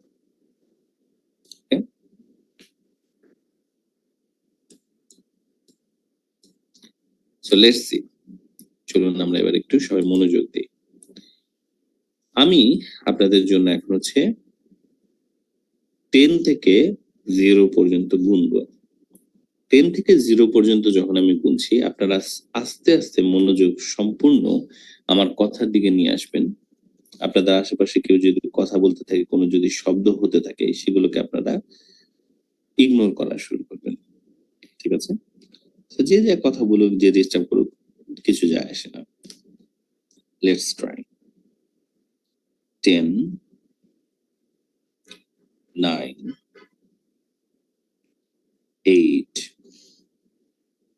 7, 6, 5, 4, 3, 2, 1, 0।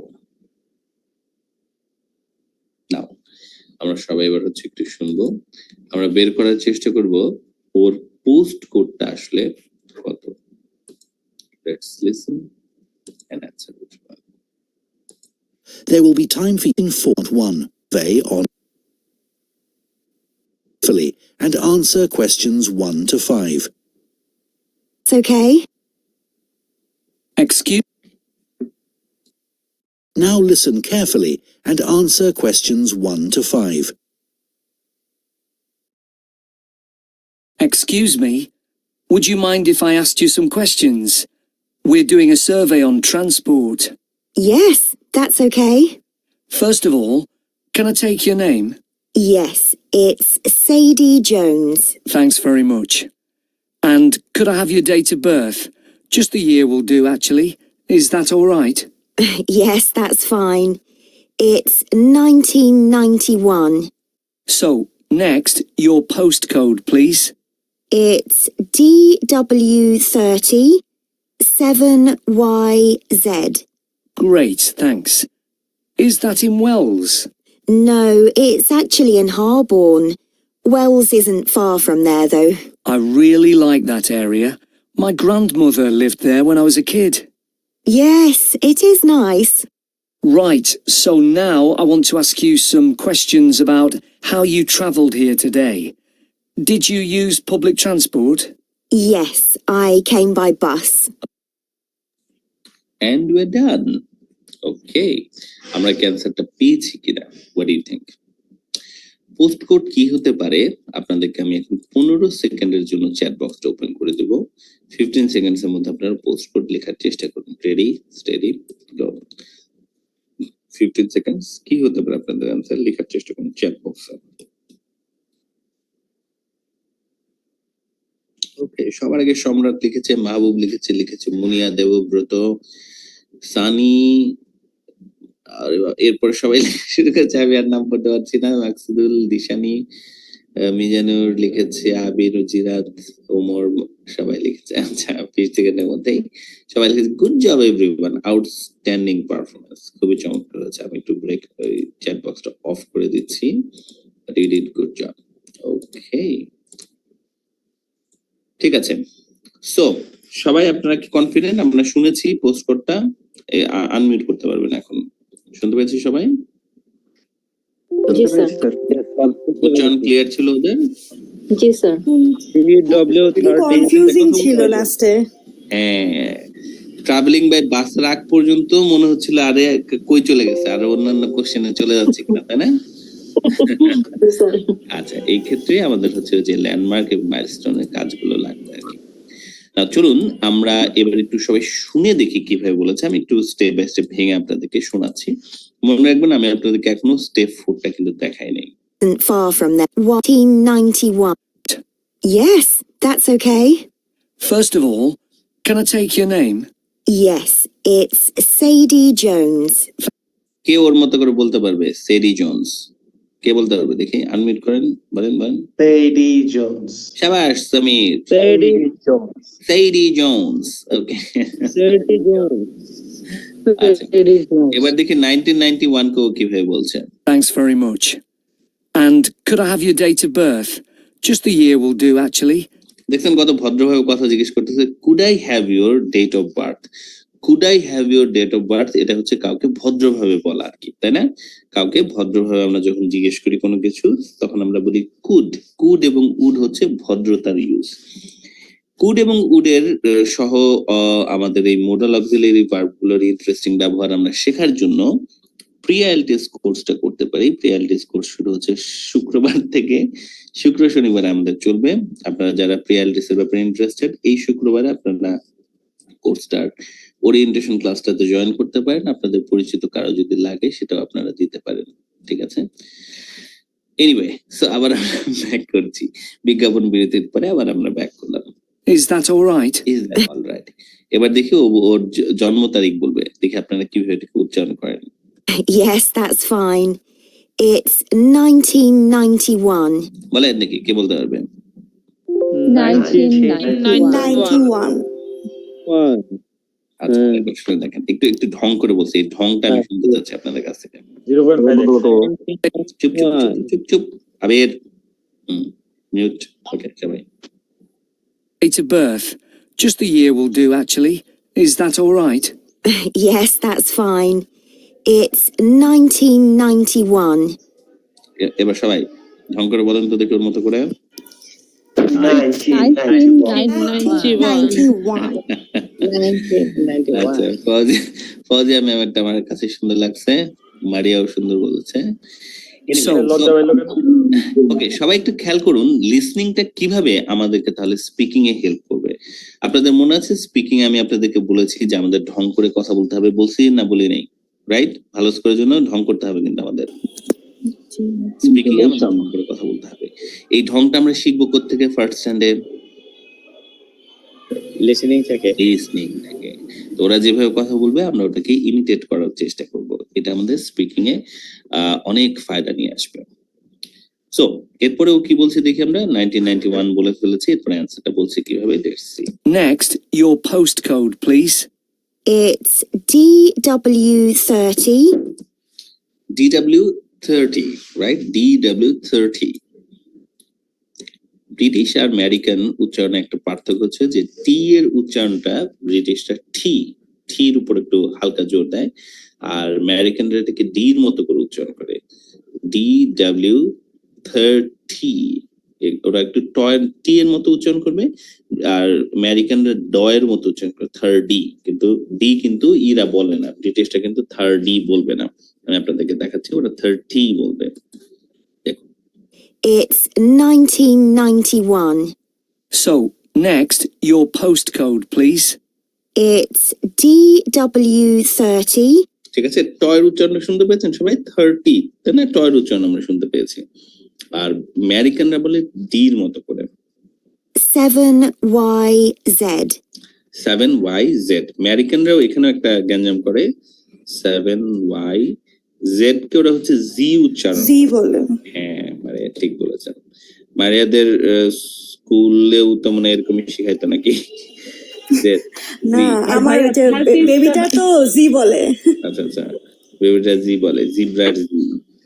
আশ্চর্য না, এটা জি কেন হবে? জি কি নাই? জি আরেকটা আছে তো। ওটা জি। হ্যাঁ তাই না? ওর মূর্খের দল আমেরিকানরা, অসহ্য লাগে আমার কাছে। আমেরিকান ইংলিশ হচ্ছে অসহ্য একটা ইংলিশ। সো আমরা শিখবো হচ্ছে ব্রিটিশ ইংলিশ। ব্রিটিশ ইংলিশটা মোটামুটি স্ট্যান্ডার্ড আছে। ভাইয়া এই 37 কে কি 307 লিখবো নাকি 37 আমরা যেটা লিখি? 30 লিখতে হবে। হ্যাঁ 30 লিখতে হবে। 30 বানান করে লিখতে কারণ হবে। 4 দিয়ে বসে, হ্যাঁ পোস্ট কোডের 30 ভিতরে, তারপরে 7। হ্যাঁ পোস্ট কোডের ভিতরে নিউমেরাল লিখতে হয়, নিউমেরিক্যাল, এবং হচ্ছে আপনার এই জাস্ট অক্ষরগুলো লিখতে হয়, পুরোটা বানান করে লেখা যাবে না। ঠিক আছে, তো এইটা হচ্ছে আমাদের কারেক্ট অ্যান্সার। মোটামুটি আপনারা এটা ধরতে পেরেছেন সবাই। আরেকবার আমরা শুনে রাখি। So, next, your postcode, please. It's DW30 7YZ. ঠিক আছে, আমরা মোটামুটি সবাই এটাকে পেয়েছি। সো এটা হচ্ছে আমাদের প্রথম অ্যান্সারটা আসলে গেল। তো এটা আমাদের জন্য মোটামুটি ইজি ছিল। একটা শব্দ ওরা বলেছে, খুব বেশি কথা আমাদের ওরা বলেনি কনফিউজ করার জন্য। বাট যদি ওরা আরেকটু কথা বলে, যদি আমাদের গ্যাপ ফিলিং এর মতো থাকে, ধরুন একটা বাক্য বললো, বাক্যের ভিতরে একটা শব্দ নাই, তখন কিন্তু আমাদের জন্য আরেকটু চ্যালেঞ্জিং হয় জিনিসটা। কারণ হচ্ছে ওরা তখন একটা বাক্যের সবগুলো ওয়ার্ড বলেছে, কোন ওয়ার্ডটা বলে নাই আসলে সেটা আমাদেরকে তখন চুজ করতে হয়। ফর ইনস্টেন্স আমরা যদি 2-3 দিকে খেয়াল করি, 2 নম্বরটাও হচ্ছে মোটামুটি ঠিক আছে, কিন্তু 3 এবং 3, 4, 5 এই 3টা প্রশ্ন বিশেষ করে আমাদের জন্য একটু চ্যালেঞ্জিং হতে পারে। তো আমি 2 নম্বরটা আমরা সবাই সলভ করে নিব, তারপর 3 নম্বর থেকে আমি আপনাদের জন্য কাজ করব, এবং 3 নম্বর আমাদের হচ্ছে 4 নম্বর স্টেপ যেটা এখনো বাকি আছে সেটা আসলে প্রয়োজন পড়বে। তো সবাইকে আমি বলছি, এখন আপনারা খেয়াল করুন যে 2 নম্বরের অ্যান্সারটা কি হবে। Date of the bus journey আপনারা শুনতে পাচ্ছেন কিনা? আমি সবাইকে একটু মিউট করছি।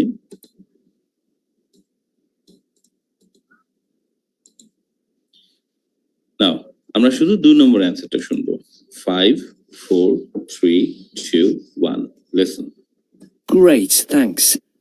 Is that in Wells? No, it's actually in Harborne. Wells isn't far from there, though. I really like that area. My grandmother lived there when I was a kid. Yes, it is nice. Right, so now I want to ask you some questions about how you travelled here today. Did you use public transport? Yes, I came by bus. Okay, and that was today. It's the 24th of April, isn't it? Isn't it the 25th?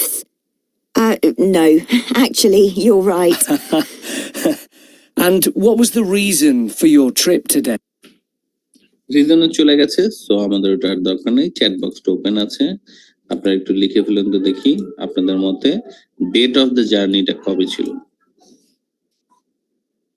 আমি তারপর আপনাদেরকে বলবো যে অ্যান্সারটা কতটুকু ঠিক, মানে কিভাবে লিখতে হবে আসলে। আপনারা সবাই একটু যা শুনেছেন লেখার চেষ্টা করুন। মনে রাখবেন আমাদের লেখা যাবে হচ্ছে one word and or a number.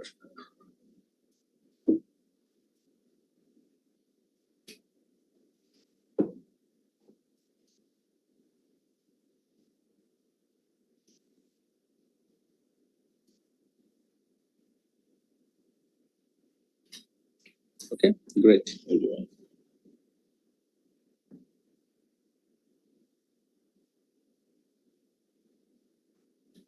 ঠিক আছে, ওকে। সো আমি একটু প্লে করে আপনাদেরকে দেখাচ্ছি, তারপর বুঝিয়ে বলছি যে আমাদের অ্যান্সারগুলো। Did you use public transport? Yes, I came by bus. Okay, and that was today. It's the 24th of April, isn't it? Isn't it the 25th? No, actually, you're right. এই যে এই কথাটুকু বললো, এটা বললো হচ্ছে আপনাদেরকে কনফিউজ করার জন্য, রাইট? আপনার কেউ যদি কনফিউজ হয়ে থাকেন, এটাই ওদের হচ্ছে সাফল্য। তাহলে আমাদের অ্যান্সার হচ্ছে 24th of April বা 24 এপ্রিল। কারেক্ট অ্যান্সার দেখুন কয়ভাবে লেখা যাবে।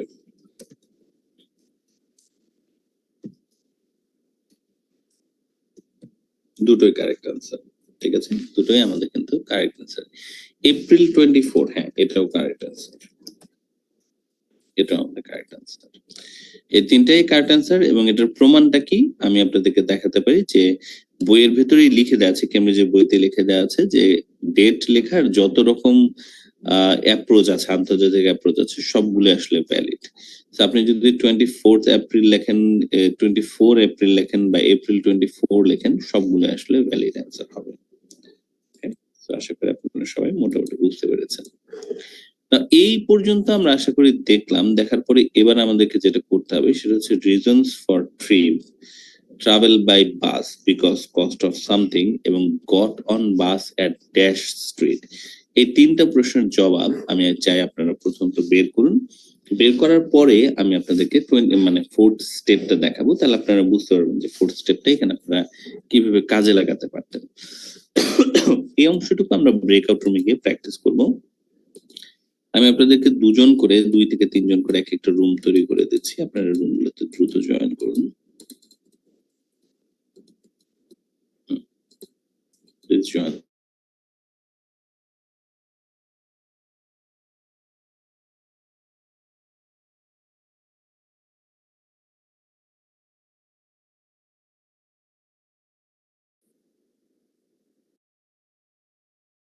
তিনটা হচ্ছে 3, 4 এবং 5। স্ক্রিনে আপনারা প্রশ্ন দেখতে পাচ্ছেন আশা করি। 3, 4 এবং 5 কে আপনারা দেখতে পাচ্ছেন। আপনারা প্রথমে একবার শুনবেন, শোনার পর হচ্ছে আপনারা এটার অ্যান্সার বের করবেন এবং একে অন্যের সাথে অ্যান্সার গুলোকে শেয়ার করবেন।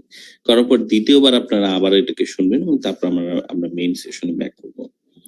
সো আমি আপনাদেরকে প্রথমে প্রশ্নগুলো পড়ার জন্য একটু সময় দিচ্ছি। প্রশ্নগুলো পড়ার জন্য আপনারা এখন সময় পাচ্ছেন, 3টা প্রশ্ন পড়ার জন্য আপনারা সময় পাচ্ছেন হচ্ছে 2 মিনিট। হ্যাঁ, 2 মিনিট সময় পাচ্ছেন। রেডি, স্টেডি, গো, স্টার্ট।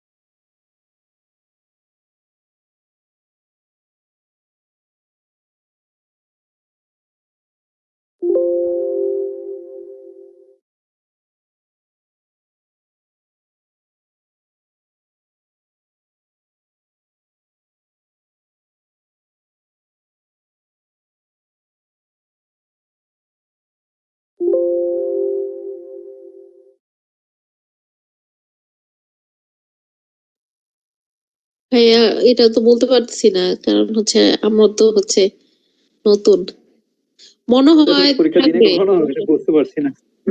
হ্যাঁ, মনে হয় কিছু একটা তো থাকবে অবশ্যই, কারণ নইলে হ্যাঁ, আপনি মনে থাকতে রাখবেন পারে। কিভাবে? থাকতে পারে, পেজ বা কলম থাকতে পারে বা পেন্সিল হ্যাঁ, থাকতে পারে।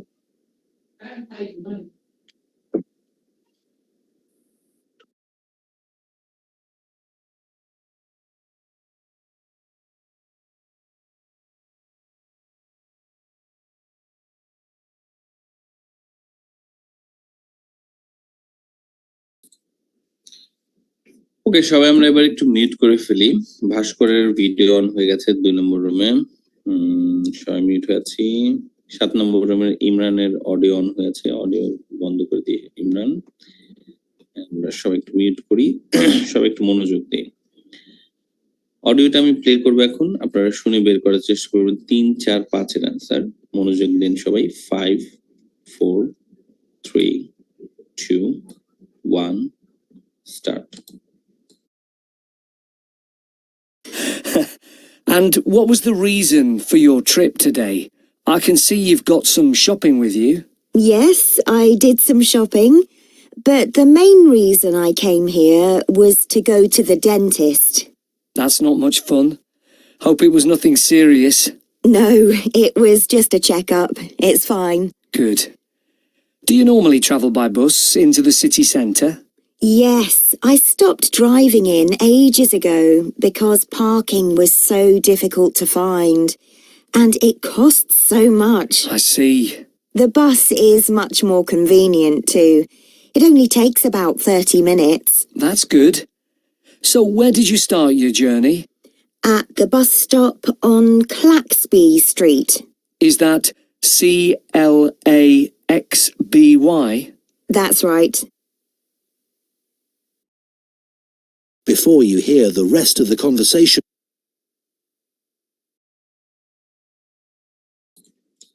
প্লিজ সবাই আনমিউট করুন এবং 30 সেকেন্ডস আপনার একটু অ্যান্সার গুলোকে শেয়ার করুন একে অন্যের সাথে, কে কি অ্যান্সার দিয়েছেন। হ্যালো, হ্যাঁ ভাইয়া। হ্যাঁ, হ্যাঁ, তার নাম্বারটা হচ্ছে parking.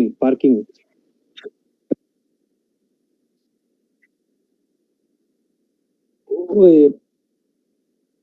Cost of parking convenient জানি বললো শুনলাম। মানে ট্রাভেল বাই বাস পার্কিংটা অ্যাভেলেবেল না বলছে তো ওইটাই কস্ট অফ হাই। এটা ওকে, দ্বিতীয়বার এবার আমরা শুনবো, আমরা দেখবো যে আমাদের অ্যান্সার গুলো ঠিকঠাক আছে কিনা। রাইট এভরিওয়ান, করে ফেলুন। 10 9 8 7 6 5 4 3 2 1 0. Start again. 3 4 5. Today, it's the 24th of April, isn't it? Isn't it the 25th? No, actually, you're right. And what was the reason for your trip today? I can see you've got some shopping with you. Yes, I did some shopping, but the main reason I came here was to go to the dentist. That's not much fun. Hope it was nothing serious. No, it was just a checkup. It's fine. Good. Do you normally travel by bus into the city centre? Yes, I stopped driving in ages ago because parking was so difficult to find. And it costs so much. I see. The bus is much more convenient too. It only takes about 30 minutes. That's good. So where did you start your journey? At the bus stop on Claxby Street. Is that CLAXBY? That's right. before you hear the rest of the conversation, you have some time to look at questions 6 to 10. 30 seconds আবার আপনার অ্যানসারটা share করুন, তারপর main সেশনে back করুন। 30 seconds. হ্যাঁ ভাইয়া, parking is two high. হ্যাঁ parking is দুইটা হয়ে গেল না? পার্কিং ইজ হবে না, শুধু পার্কিং হবে। পার্কিং বলতে সেন্টেন্স কেমন হয়? Travel by bus cost of parking too high. হ্যাঁ, পার্কিং টু হাই, ইয়েস। আর হচ্ছে 5 নাম্বারটার বানানটা কি? CLAXBY, ঠিক আছে? হ্যাঁ, ক্লাক্সবে। কিছু কথা বোঝা যায় না আসলে। হ্যাঁ,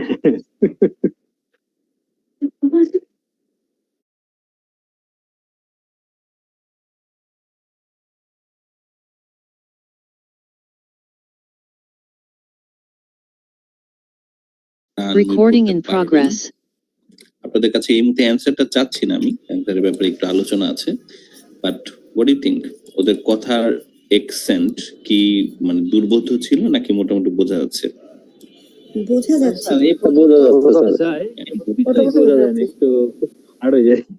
পয়েন্ট হচ্ছে যে বর্তমানে কিন্তু মানে আপনারা পুরনো কেমব্রিজের বইগুলোতে যেমন দেখতে পাবেন ওইরকম কঠিন অ্যাকসেন্টে কিন্তু এখন আর কথা বলে না। আপনারা খুবই সহজ লাগে আমার কাছে। আপনারা যারা রিসেন্ট পরীক্ষা দিচ্ছে তাদের সাথেও যখন কথা বলবেন আপনারা দেখবেন, এবং আমি নিজেও আপনাদেরকে বলছি এইভাবেই হচ্ছে কথা বলবে, এই টোনে। এটাকে বলা হচ্ছে অ্যাকচুয়ালি সাউদার্ন লন্ডন অ্যাকসেন্ট। তো সাউদার্ন লন্ডনের এই অ্যাকসেন্টেই আসলে কথা বলবে। This is the proper English for now. তো এটা আপনারা যদি বুঝতে পারেন আপনাদের আর আসলে এক্সেল নিয়ে ওরিড হওয়ার কোনো দরকার নেই, প্রয়োজন নেই। না, এবার আমি আপনাদেরকে ফোর্থ স্টেপটা বোঝাবো।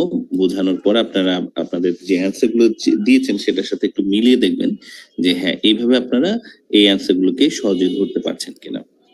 Let's look at the fourth step that we discussed in our listening gap filling type of question. Gap filling type of question solve করার ক্ষেত্রে fourth যে স্টেপটা আমি এখন শেয়ার করতে যাচ্ছি এটা আপনাদের জন্য বেশ কাজে লাগতে পারে। fourth step হচ্ছে এটা। fourth step হচ্ছে এক anticipation step, এটাকে আমি বলে হচ্ছে anticipation step। anticipation মানে হচ্ছে আপনি গ্যাপ ফিলিং যখন করছেন, যখন আপনি প্রশ্নটা পড়ছেন, আপনি যদি রেগুলারলি প্র্যাকটিস করেন একটা মজার ঘটনা ঘটবে। আপনি চারটা জিনিস অনুমান করতে মানে অনুমান করার অ্যাটলিস্ট চেষ্টা করতে পারবেন। এটা বেসিক্যালি আপনার কাছে চলে আসবে। হ্যাঁ, এটা আপনি তাকালে আপনার মাথায় আসবে যে হ্যাঁ এই চারটা জিনিস আমাকে খেয়াল করতে হবে। যেমন একটা গ্যাপের দিকে তাকালে আপনি আসলে গ্যাপের আগে পরের যে শব্দগুলো আছে, গ্যাপের আগের পরের শব্দগুলোকে খেয়াল করলে, একটা গ্যাপের আগে পরের শব্দগুলোকে খেয়াল করলে আপনি অনুমান করতে পারবেন অনেক সময় এই চারটা জিনিস। মিনিমাম প্রথম দুটো 1 এবং 2 কে সবসময় অনুমান করতে পারবেনই এবং এটা আপনাদের অ্যান্সার বের করতে হেল্প করবে। আর অনেক সময় আপনি 1 2 3 4 চারটা জিনিসই অনুমান করতে পারবেন। কোন জিনিসগুলোর কথা আমি বলছি? 1 নম্বর হচ্ছে যে গ্যাপের শব্দটা বসতে যাচ্ছে সেটার পার্টস অফ স্পিচ কোনটা হবে। সেটা নাউন হতে পারে, অ্যাডজেক্টিভ হতে পারে, অ্যাডভার্ব হতে পারে অথবা ভার্ব হতে পারে। এই চারটার বাইরে কোনোটা হবে না। আপনার গ্যাপে এই চারটার মধ্যে যে কোনো একটা শব্দ বসবে। এটা আপনি যদি আগে থেকে অনুমান করে ফেলতে পারেন, সো যখন আপনি ওদের কথা শুনছেন আপনি আসলে ওই ধরনের শব্দের জন্যই ওয়েট করতে পারবেন যে আমি জানি নাউন আসবে, তাহলে আমি একটু খেয়াল করি কোন ধরনের নাউন আসলে আমি শুনতে যাচ্ছি। তো গ্যাপের আগে পরের শব্দকে খেয়াল করে এটা অনুমান করা পসিবল যে আপনার গ্যাপের শব্দটা নাউন বসবে, অ্যাডজেক্টিভ বসবে, অ্যাডভার্ব বসবে নাকি ভার্ব বসবে।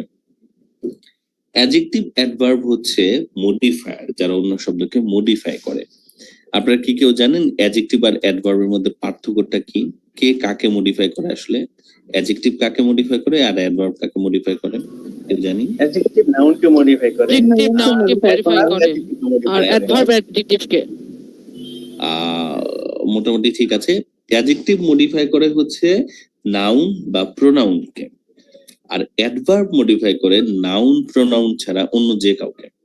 অ্যাডভার্বের বৈশিষ্ট্য হচ্ছে সে নাউন প্রোনাউনকে মডিফাই করবে না, সে অন্য অ্যাডজেক্টিভকে মডিফাই করতে পারে, সে একটা ভার্বকে মডিফাই করতে পারে, সে এমনকি নিজেকেও মানে আরেকটা অ্যাডভার্বকেও মডিফাই করতে পারে। একটা অ্যাডজেক্টিভের উদাহরণ কেউ দিতে পারবেন? কোন একটা adjective? Slowly, beautiful. Beautiful. Beautiful হচ্ছে একটা অ্যাডজেক্টিভ। বিউটিফুল যদি একটা অ্যাডজেক্টিভ হয় তাহলে সে কোন একটা নাউনকে বা প্রোনাউনকে মডিফাই করবে। ইউ আর বিউটিফুল, এটা ইউ কে মডিফাই করলো। She is beautiful. বিউটিফুল কে আমরা যদি অ্যাডভার্ব বানাতে চাই আমরা এটা শেষে কি যুক্ত করব? বিউটিফুলের শেষে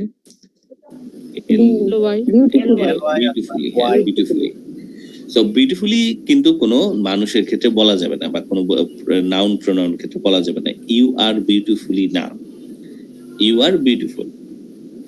বিউটিফুলি বসবে হচ্ছে অন্য একটা অ্যাডজেক্টিভ কে মডিফাই করতে বা অন্য কোনো ভার্ব কে মডিফাই করতে, রাইট? সো আমি বলতে পারি you are dressed beautifully, you are smiling beautifully, তুমি স্মাইল করতেছো সুন্দর করে। তো এইভাবে আমরা হচ্ছে অ্যাডজেক্টিভ এবং অ্যাডভার্বকে আলাদা করব। এনিওয়ে, আমরা গ্যাপের শব্দ দেখে অনুমান করতে পারবো এখানে যে শব্দটা বসতে যাচ্ছে সেটা নাউন, অ্যাডজেক্টিভ, অ্যাডভার্ব নাকি ভার্ব হতে যাচ্ছে। দুই যে জিনিসটা আপনি অনুমান করতে পারবেন সেটা হচ্ছে এটা কোন সময়ের কথা বলছে, এটা কি প্রেজেন্টের কথা বলছে, পাস্টের কথা বলছে নাকি ফিউচারের কথা বলছে। গ্যাপ ফিলিং এর শব্দগুলো অনেক সময় আপনাকে কনফিউজ করবে। তারা জিজ্ঞেস করবে হচ্ছে মানে প্রশ্নে আছে বর্তমানের একটা তথ্য, বলার সময় ওরা অতীতের কথা ভবিষ্যতের কথা বলতে থাকবে। আপনি সেগুলো থেকে যদি অ্যান্সার নেন তাহলে আপনার অ্যান্সারটা ভুল হয়ে যাবে। যেমন বলছে যে what do you like to eat now, এই মুহূর্তে আপনি কি খেতে পছন্দ করেন। সো জবাব আপনি যখন শুনছেন ও বলতেছে যে well, banana was my most favorite when I was child. and in future I think I am gonna eat more coconut. So তখন আপনি হচ্ছে কনফিউজ, আমি তাহলে ব্যানানা দিব নাকি কোকোনাট দিব? আচ্ছা একটা দিই, যেটাই দিচ্ছেন অ্যান্সারটা ভুল হবে, কারণ দুটা কোনোটাই আসলে অ্যান্সার না, কারণ আপনি টাইম খেয়াল করেননি। টাইম হচ্ছে বর্তমানে, ওয়েট করেন, তারপরে হয়তো ও বলবে যে বর্তমানে আমি কোনটা খেতে পছন্দ করি। সো এই জন্য টাইম জিনিসটা খেয়াল করাটা গ্যাপ ফিলিং এর জন্য খুবই জরুরি। গ্যাপে যে শব্দটা বসবে সেটা সিঙ্গুলার হবে নাকি প্লুরাল হবে, এটাও অনেক সময় আপনি গ্যাপের আগে পরের শব্দ দেখে অনুমান করতে পারবেন, সবসময় পারবেন না। তো 3 এবং 4 সবসময়ের জন্য সত্য নয়। 4 নম্বরটা হচ্ছে প্রথম অক্ষর ভাওয়াল হবে নাকি কনসোনেন্ট হবে, এটাও অনেক সময় আপনি অনুমান করতে পারবেন, ডিপেন্ডিং হচ্ছে যে তার আগে আর্টিকেল এ বসতেছে নাকি এন বসতেছে। ছোটবেলায় পড়া জিনিস আপনাদের কি মনে আছে? এন বসে কেমন ধরনের শব্দের আগে? এন বসে ভাওয়ালের আগে। ভাওয়ালের আগে, হ্যাঁ। একটা সিঙ্গুলার শব্দ যেটার প্রথম অক্ষর ভাওয়াল, তাই না? An Awal, right? আর এ বসে কার আগে? সিঙ্গুলার এবং কনসোনেন্ট, তাই না? কোকোনাট, এই হচ্ছে ব্যাপার। সো এ এবং এন দেখলে যদি থাকে, অনেক সময় আপনি অনুমান করতে পারবেন যে প্রথম অক্ষরটা ভাওয়াল হবে নাকি কনসোনেন্ট হবে। দেখি আজকের আমাদের যে প্রশ্নটা ছিল সেক্ষেত্রে এটার মধ্যে থেকে কয়টা জিনিসকে আমরা অ্যাপ্লাই করার মতো আছে, আমি আপনাদেরকে এই জিনিসটা একটু কপি করে দিচ্ছি। স্ট্র্যাটেজি,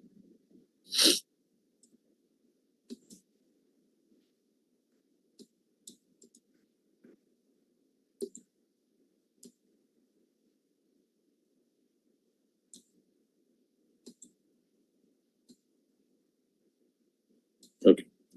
সো প্রথম প্রশ্ন, the reason for the trip, shopping and visit to the dash. The বলতে কি বোঝায়?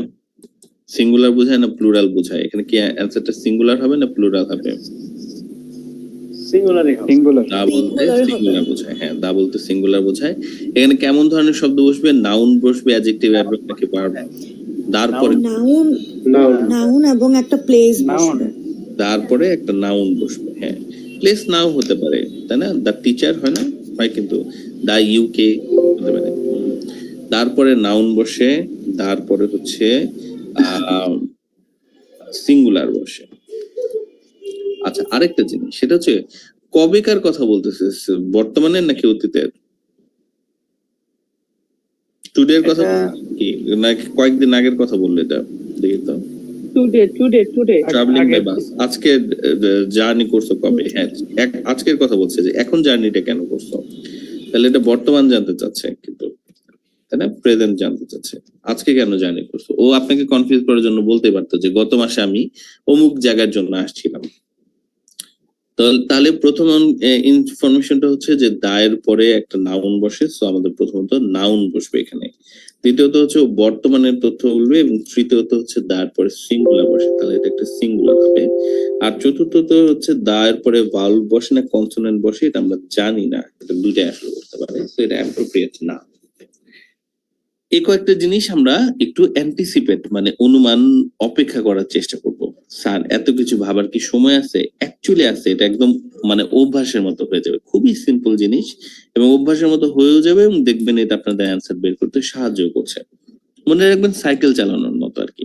প্রথম যেদিন সাইকেল চালানো শিখতে যাচ্ছিলেন, মনে রাখবেন সেদিন আপনাকে অনেক কিছু মাথায় রাখতে হচ্ছিল, যে আপনার ব্যালেন্স রাখতে হবে, হ্যাঁ, সামনের পা একবার আগে যাবে, তারপর পিছনের পা আসবে। যখন একবার সাইকেল চালানো শিখে ফেললেন, হাত ছেড়ে দিয়ে চালাচ্ছেন কেন? কারণ এটা আপনার সেট আপের ভেতরে চলে আসে। এই 4টা স্টেপ সেট আপের মধ্যে আপনার চলে আসবে। Travel by bus because of dash too high, বলেন তো এখানে যে শব্দটা বসবে সেটা কি ধরনের শব্দ? 1 নম্বরে নাউন, প্রোনাউন, অ্যাডজেক্টিভ, নাউন হবে। নাউন হবে, কারণ প্রিপোজিশন আছে, নাউন হবে। নাউনটা কি কোন সময়ের কথা বলবে? অতীত, বর্তমান, ভবিষ্যৎ? বর্তমান, তাই না, প্রেজেন্ট। আচ্ছা, ড্যাশ টু হাই সিঙ্গুলার না প্লুরাল হবে, জানি আমরা এটা? সিঙ্গুলার। না, শিওর না, প্লুরাল হতে পারে, রাইট? প্লুরাল হতে পারে। আর আমরা এটাও শিওর না, এটা প্রথম অক্ষর ভাওয়াল হবে না কনসোনেন্ট হবে, এটাও শিওর না, ঠিক আছে? কিন্তু আমরা দুটো তথ্য আসলে এখানে পেলাম, নাউন এবং প্রেজেন্ট। 5 নম্বরের ক্ষেত্রে আপনি আবার 3টা তথ্য পাচ্ছেন। কি কি তথ্য পাচ্ছেন কে বলতে পারবে? 5 এর ক্ষেত্রে 4 এর মধ্যে 3টা তথ্য আমরা পাচ্ছি। এটা একটা নাউন হবে, Same, কারণ এটাও এটা একটা noun. নাম। দুই, কোন সময়? বর্তমান নাউন, নাম্বার, এবং সিঙ্গুলার। হ্যাঁ, এবং এটা একটা সিঙ্গুলার হবে, তাই না? রাইট? সিঙ্গুলার আর ওকে, নাম্বারটা। সো চলুন আমরা এবার একটু শুনে দেখি এটার অ্যান্সারটা কিভাবে আসছে। সবাই একটু খেয়াল রাখুন, আপনারা মিউট হয়ে আছেন কিনা এটা একটু খেয়াল রাখবেন। লেটস লিসেন কিভাবে আমাদের অ্যান্সারটা আসছে। চলুন শুনি। I sense you've got some shopping with you. No, actually, you're right. And what was the reason for your trip today? I can see you've got some shopping with you. Yes, I did some shopping, but the main reason I came here was to go to the dentist. দা বলেছে, তাই না? তারপর কি বললো সবাই? মুখে বলেন তো। ডেন্টিস্ট। ডেন্টিস্টের বানানটা কি? DENTIST। DENTIST। স্যার এখানে আমার একটা কোশ্চেন আছে স্যার, বড় লাস্টে হাত বলি। প্রশ্নটা বলুন। এখনই বলবো, লাস্টে বলবো। আমাদেরকে কলম ইউজ করতে দেবে কিনা? কলম ইউজ করতে হবে, আপনি পেন্সিল ইউজ করতে পারবেন না এখন, কিন্তু অ্যান্সার সব কলমে লিখতে হয়। না, এখানে প্রথমত অ্যান্সারটা হচ্ছে ডেন্টিস্ট। হ্যাঁ, ডেন্টিস্ট এখন আপনি কিভাবে লিখবেন? আপনাদেরকে আপার কেস লোয়ার কেসের ক্ষেত্রে একটা নিয়ম আছে, কেস রুল। বড় হাতের ছোট হাতের অক্ষরের ক্ষেত্রে একটা রুল আছে, রুলটাকে আজকে দেখে রাখুন, মনেও রাখুন। হয় আপনি সকল অ্যান্সার আপার কেসে লিখবেন, রাইট, হয় সকল অ্যান্সার আপার কেস, অথবা অ্যাপ্রোপ্রিয়েট কেস। অ্যাপ্রোপ্রিয়েট কেস জিনিসটা কি? এখানে গ্যাপ ফিলিং এ কেমন ধরনের শব্দ আসলে বসবে, এটা একটা বাক্যের ভিতরে, তাই না? ভিজিট টু দ্য ড্যাশ, তাহলে এখানে তো যদি আপনি অ্যাপ্রোপ্রিয়েট কেসে লেখেন, এখানে কিন্তু আপনার বড় হাতের অক্ষরে লেখার কথা না। সো আপনার অ্যান্সারটা হবে হচ্ছে হয় এটা ডেন্টিস্ট, অথবা আপনাকে এভাবে লিখতে হবে ডেন্টিস্ট। এই দুটোর একটা হচ্ছে আপনার কারেক্ট অ্যান্সার। নাও 4 নম্বরের ক্ষেত্রে আমরা চলুন একটু দেখি সবাই। 4 নম্বরে আমরা একটু শুনে দেখি কি বলছে অ্যান্সারটা। That's not much fun. Hope it was nothing serious. No, it was just a checkup. It's fine. Good. Do you normally travel by bus into the city centre?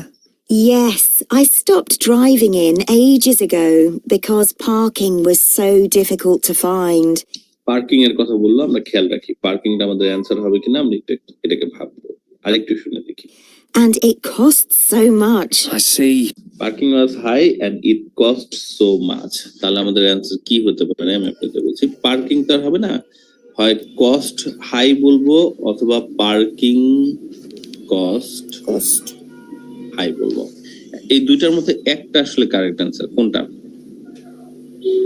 Parking ভাইয়া, কস্ট অফ পার্কিং। শুধু parking? শুধু parking? Parking cost. Parking cost হবে। না না, cost আগে লেখা আছে। Sir এখানে তো কস্ট অফ দেই আছে, পার্কিং হবে। শুধু parking, cost of parking, only parking হবে, অনলি।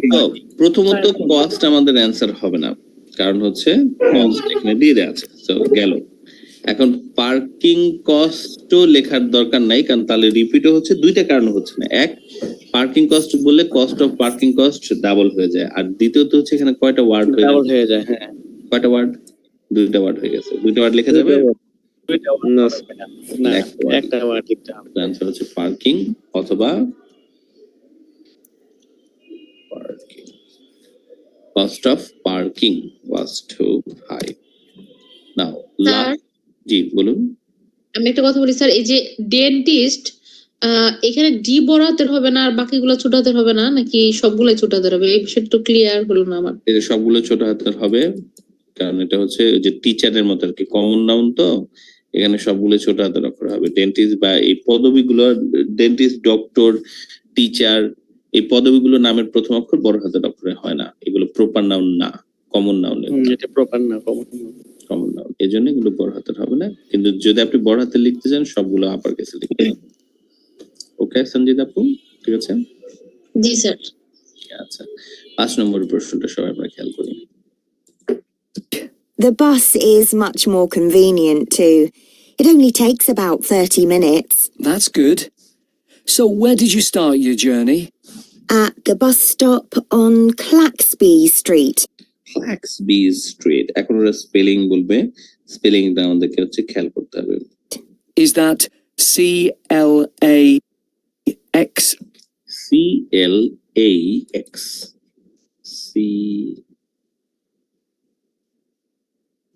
Clax.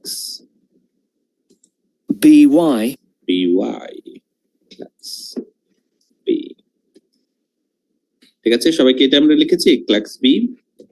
কিন্তু ওয়াই না লিখেছি। স্যার ওয়াই ওয়াই আমরা ওয়াই লিখেছি স্যার, আমি তো ওয়াই লিখেছি স্যার। ওয়াই বলেছেন না? So where did you start your journey? At the bus stop on Claxby Street. Is that C-L-A-X-B-Y? That's right. ঠিক আছে, এটাকে দুই ভাবে লেখা যাবে, এইভাবে এবং এইভাবে।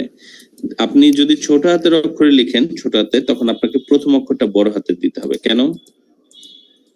এটার প্রথম অক্ষর বড় হাতে কেন? এটা একটা রাস্তার একটা জায়গার নাম, নাম একটা প্রপার নাম, প্রপার নামের প্রথম অক্ষর বড় হাতের হয়। সো এইটা হচ্ছে আমার দেখানোর ইচ্ছে ছিল। স্যার একটা কোশ্চেন ছিল। ভাস্কর প্রশ্নটা স্যার কোশ্চেন ছিল। আসতেছি, ভাস্কর হাত তুলে রাখুন, একটু আসতেছি। তো সবাই খেয়াল করুন তাহলে ক্ল্যাক্সবি স্ট্রিটের নামটা কেমন ভাবে আসলো। যদি আপনি ছোট হাতের অক্ষরে লিখেনও সেটাকে আপনাদের অ্যাপ্রোপ্রিয়েট কেসে লিখতে হবে। আর যদি আপনি আপার কেসে লিখেন তাহলে সবগুলো অ্যান্সার আপনাদেরকে আপার কেসে লিখতে হবে। যদি আপনি মিক্স করে ফেলেন, কিছু অ্যান্সার আপার কেস, কিছু অ্যান্সার হচ্ছে লোয়ার কেস লিখেন, এক্সামিনারের কাছে অথরিটি আছে আপনাকে অ্যাটলিস্ট 5টা স্কোর পেনাল্টি করার জন্য। So don't do that. যদি আপনি অ্যান্সার আপার কেস লেখেন সবগুলো আপার কেসে লিখবেন, অ্যাপ্রোপ্রিয়েট কেসে লিখলে সবগুলো অ্যাপ্রোপ্রিয়েট কেসে লিখবেন, দুটো জিনিসে মিক্স করা যাবে না। ওকে, এটা হচ্ছে একটা জিনিস। এখন আমি ভাস্করের প্রশ্নটা নিব। ভাস্কর, দেবব্রত, আবির তিনজনের মধ্যে প্রশ্ন আছে, তোমাদের প্রশ্নগুলো নিব। তার আগে প্রশ্ন নিতে নিতে আমি একটা শব্দ এখানে লিখতেছি। এটা যেহেতু একটা জায়গার নাম ওরা বললো, ওরা যদি আরেকটা জায়গার নাম বলতো সেই জায়গাটার নামের উচ্চারণটা কি করতো আমি আপনাদের কাছে জানতে চাচ্ছি। এই জায়গাটার নামের উচ্চারণটা কি হবে, এর মধ্যে আমি ভাস্করের প্রশ্নটাকে নিয়ে নিয়েছি, বাকিরা একটু বলবেন আমাকে কিছুক্ষণের মধ্যে এই জায়গাটার নামের উচ্চারণ কি হবে। হ্যাঁ ভাস্কর, আপনার প্রশ্নটা বলুন। ভাস্কর 1, ভাস্কর 2, ভাস্কর 3, ভাস্কর আনমিউট করছে না। আচ্ছা, দেবব্রতর প্রশ্নটা শুনি। হ্যালো। হ্যাঁ ভাস্কর, আমি কি ভাস্কর আগে বলে নে। বলুন। হ্যালো স্যার, যখন স্পেলিংটা হচ্ছিল ক্লাক্সবি, তখন স্যার বি ছোট বাংলাদেশের বি না ভিক্টোরি বি, এই উচ্চারণটা একটু কাইন্ডলি একটু বললে, ওদের উচ্চারণটা অ্যাকসেন্টটা কি হবে, ওরা স্পেলিংটা কিভাবে বলবে? বি আর ভির উচ্চারণ শুনতে আপনাদের যদি প্রবলেম হয়, এটা নিয়ে একটা কাজ আছে, এটা অন্য আলোচনা আর কি, যে আমাদের বি ভির উচ্চারণের সমস্যা, পি প ফয়ের উচ্চারণের যে আমাদের উচ্চারণের সমস্যাটা, এটা আলাদা একটা ইস্যু, এটা আমরা নেক্সট ক্লাসে অ্যাসেস করবো। ওরা আমাদের এই যে প্রনাউন্সিয়েশন, এটার কারণ থাকতে পারে আমাদের হচ্ছে এটাই হচ্ছে এল1 অ্যাকসেন্টের প্রভাব। আমরা অনেক সময় আমাদের আঞ্চলিকতার জন্য বির উচ্চারণ এবং ভির উচ্চারণে আমাদের প্রবলেম হয়। সো এটা নিয়ে আমরা মানে ওই লেটার গুলোর উচ্চারণ গুলো নিয়ে, অ্যালফাবেটের উচ্চারণ গুলো নিয়ে আমার একটা কাজ আছে, এটা আমি আপনাদেরকে নেক্সট ক্লাসে শেয়ার করছি। আপাতত আজকের ক্লাসে আপনারা এটা আমরা আলোচনা করবো না ভাস্কর, আমার মাথায় আছে, আমি নেক্সট ক্লাসে আমি আপনাদেরকে এটা একটা সলিউশন দিচ্ছি। ওকে, আমাদের এক্সারসাইজ আছে এটার উপরে। ওকে ওকে স্যার। দেবব্রত স্যার, এই যে আপার কেস লোয়ার কেস আমরা গোলায় ফেলতেছি, যে কারণে আমরা কি সবগুলো মানে একটা করে ফেলতে পারি, যে মানে সবগুলো আপার কেসের আনসার দিতে পারি? হ্যাঁ, এটা জবটা আমি দিয়েছি দেবব্রত, আবারও বলছি, হ্যাঁ সবগুলো একইভাবে আমাদের দিতে হবে এবং আপনারা চাইলে সবগুলো হচ্ছে আপার কেসে দিতে পারেন, আমি এনকারেজ করবো সেটাই। আবিরের প্রশ্ন আছে। Thank you sir. স্যার আমাদের তো স্পেলিং মিস্টেকের জন্য by any chance spelling mistake হলে নাম্বার কাটবে। হ্যাঁ, অ্যানসার পুরোটা কাটা যাবে। এন্ড ঘটনা হচ্ছে স্যার, ধরেন এখানে তো আপনাদের 3 নাম্বার যে কোশ্চেনের আনসারটা, এটা তো ডেন্টিস্ট, বাই এনি চান্স আমি যদি ডি এ লিখি ডি এর জায়গায়, তাতেও কি নাম্বার কাটা যাবে? হ্যাঁ, বানান ভুল হলে তোমার স্কোর কাটা যাবে। আবির, খেয়াল করার জিনিসগুলো না। এবার প্রশ্ন হচ্ছে এই শব্দটার উচ্চারণ কি হবে? NEWHAM উচ্চারণ কি বলবো? নিওয়াম। মারিয়া, শাবাশ। মারিয়ার উচ্চারণটা ঠিক আছে। এটা কিন্তু হ্যাম উচ্চারণ ওরা করবে না। এই যত হ্যাম দেখবো আমরা, এটার উচ্চারণ হচ্ছে আম উচ্চারণ করবে। এটার উচ্চারণ অ্যাকচুয়ালি ওরা করবে নিউ নিউ নিয়াম নিয়াম। তাহলে বলেন তো দেখি এটার উচ্চারণ কি, কিংবা এটার উচ্চারণ কি? ইস্টওয়াম ইস্টাম ওয়েস্টাম, ওয়েস্টওয়াম ইস্টাম ওয়েস্টাম, ওয়েস্টার্ন ফুটবল দল আর কি, ওয়েস্টার্ন সকার টিম, খুব বিখ্যাত। তো এরকম আরো কয়েকটা ইন্টারেস্টিং আছে, আমি আপনাদের সাথে শেয়ার করবো না হয়। তো এই পর্যন্ত আমরা যা দেখতে পেলাম সেটা হচ্ছে যে আমাদের লিসনিং এর ক্ষেত্রে গ্যাপ ফিলিং টাইপের প্রশ্নের ক্ষেত্রে আমাদেরকে এই 4 স্টেপ যদি আমরা ফলো করি তাহলে কেমন হয়। তো চলুন আরেকবার আমরা একটু রিভিশন। না, যখন আমরা লিসনিং টেস্ট দিতে যাচ্ছি, লিসনিং টেস্টের প্রথমে আমরা খেয়াল করবো এবং মনে রাখবো পার্ট 1 এ আমাদের সবসময় গ্যাপ ফিলিং টাইপের প্রশ্ন আসবে। স্টেপ 1 আপনাদেরকে খেয়াল করতে হবে কয়টা ওয়ার্ড লেখা যাবে। আপনারা খেয়াল করেছেন আজকে যে কয়টা ওয়ার্ড লেখা যাবে, এটা একটা ইম্পর্টেন্ট ইস্যু হয়ে দাঁড়ায়। পার্কিং কস্ট আপনারা যারা দিয়েছেন, আপনারা এটা যদি খেয়াল রাখতেন আপনাদের এই ভুলটা হবে না আর কি নেক্সট টাইমে। দেন এটা আমাদের হচ্ছে স্টেপ 1 এর বৈশিষ্ট্য যে আমরা কয়টা ওয়ার্ড লিখতে পারবো, এটা নিয়ে আলোচনা। দ্বিতীয় স্টেপ 2 তে আমরা মনে রাখবো যে ওরা কথাগুলো সিরিয়ালি বলবে, প্রশ্নগুলো সিরিয়ালি বলবে, কিন্তু ওদের কথা আগে পরে হইতে পারে, যে ওর নামের আগে ওর ডেট অফ বার্থ বলে ফেলতে পারে, যেহেতু ওটা আপনাদের কোনো প্রশ্ন ছিল না, আপনাদেরকে কনফিউজ করার জন্য এটা বলতে পারে। এবং মাইলস্টোনস এবং ল্যান্ডমার্ককে আমরা খেয়াল রাখবো। পরের অংশ হচ্ছে স্টেপ 4, আমরা অ্যান্টিসিপেট করবো ওদের অ্যান্সার গুলোকে।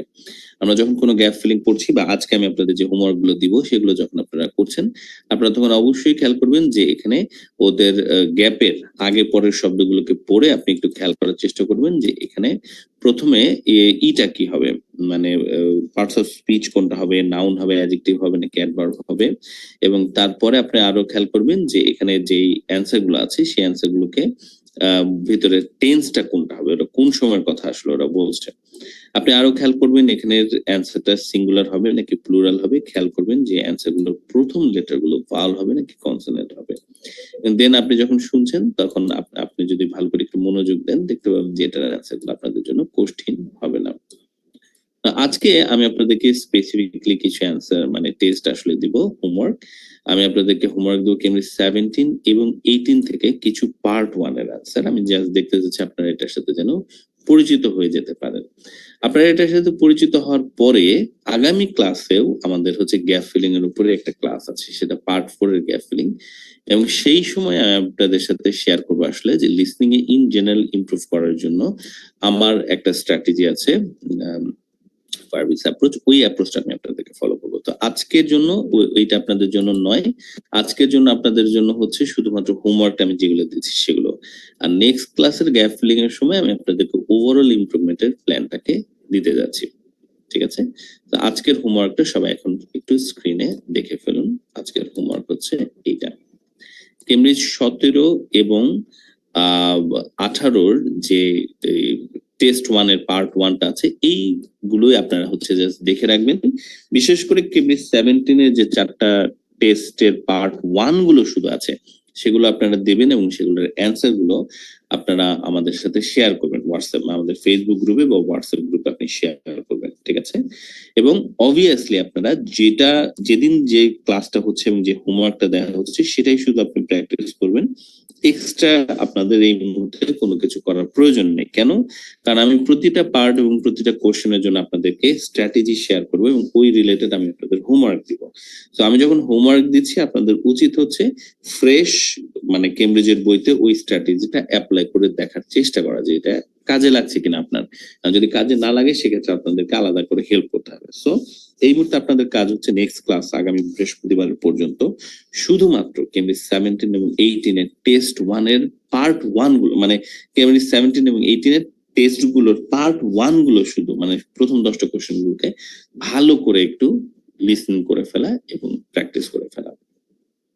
এটা আমি আপনাদের হোমওয়ার্ক হিসেবে দিয়ে দিচ্ছি। আপনাদের দুই ব্যাচেরই গ্রুপে এখন কয়েকটা জিনিস শেয়ার করব। একটা জিনিস শেয়ার করব, সেটা হচ্ছে একটা হোয়াটসঅ্যাপ গ্রুপের লিংক, ওইখানে আপনারা একটু জয়েন করে ফেলুন। ওখানে আমি হচ্ছে আপনাদেরকে আরো ফার্দার নোটস বা কেমব্রিজের যে ট্রাইবের লিঙ্ক এগুলো আমি দিতে যাচ্ছি। সবাই ওখানে একটু চলে আসুন, ফার্দার প্র্যাকটিস আমরা ওই গ্রুপটাতে করবো। See you.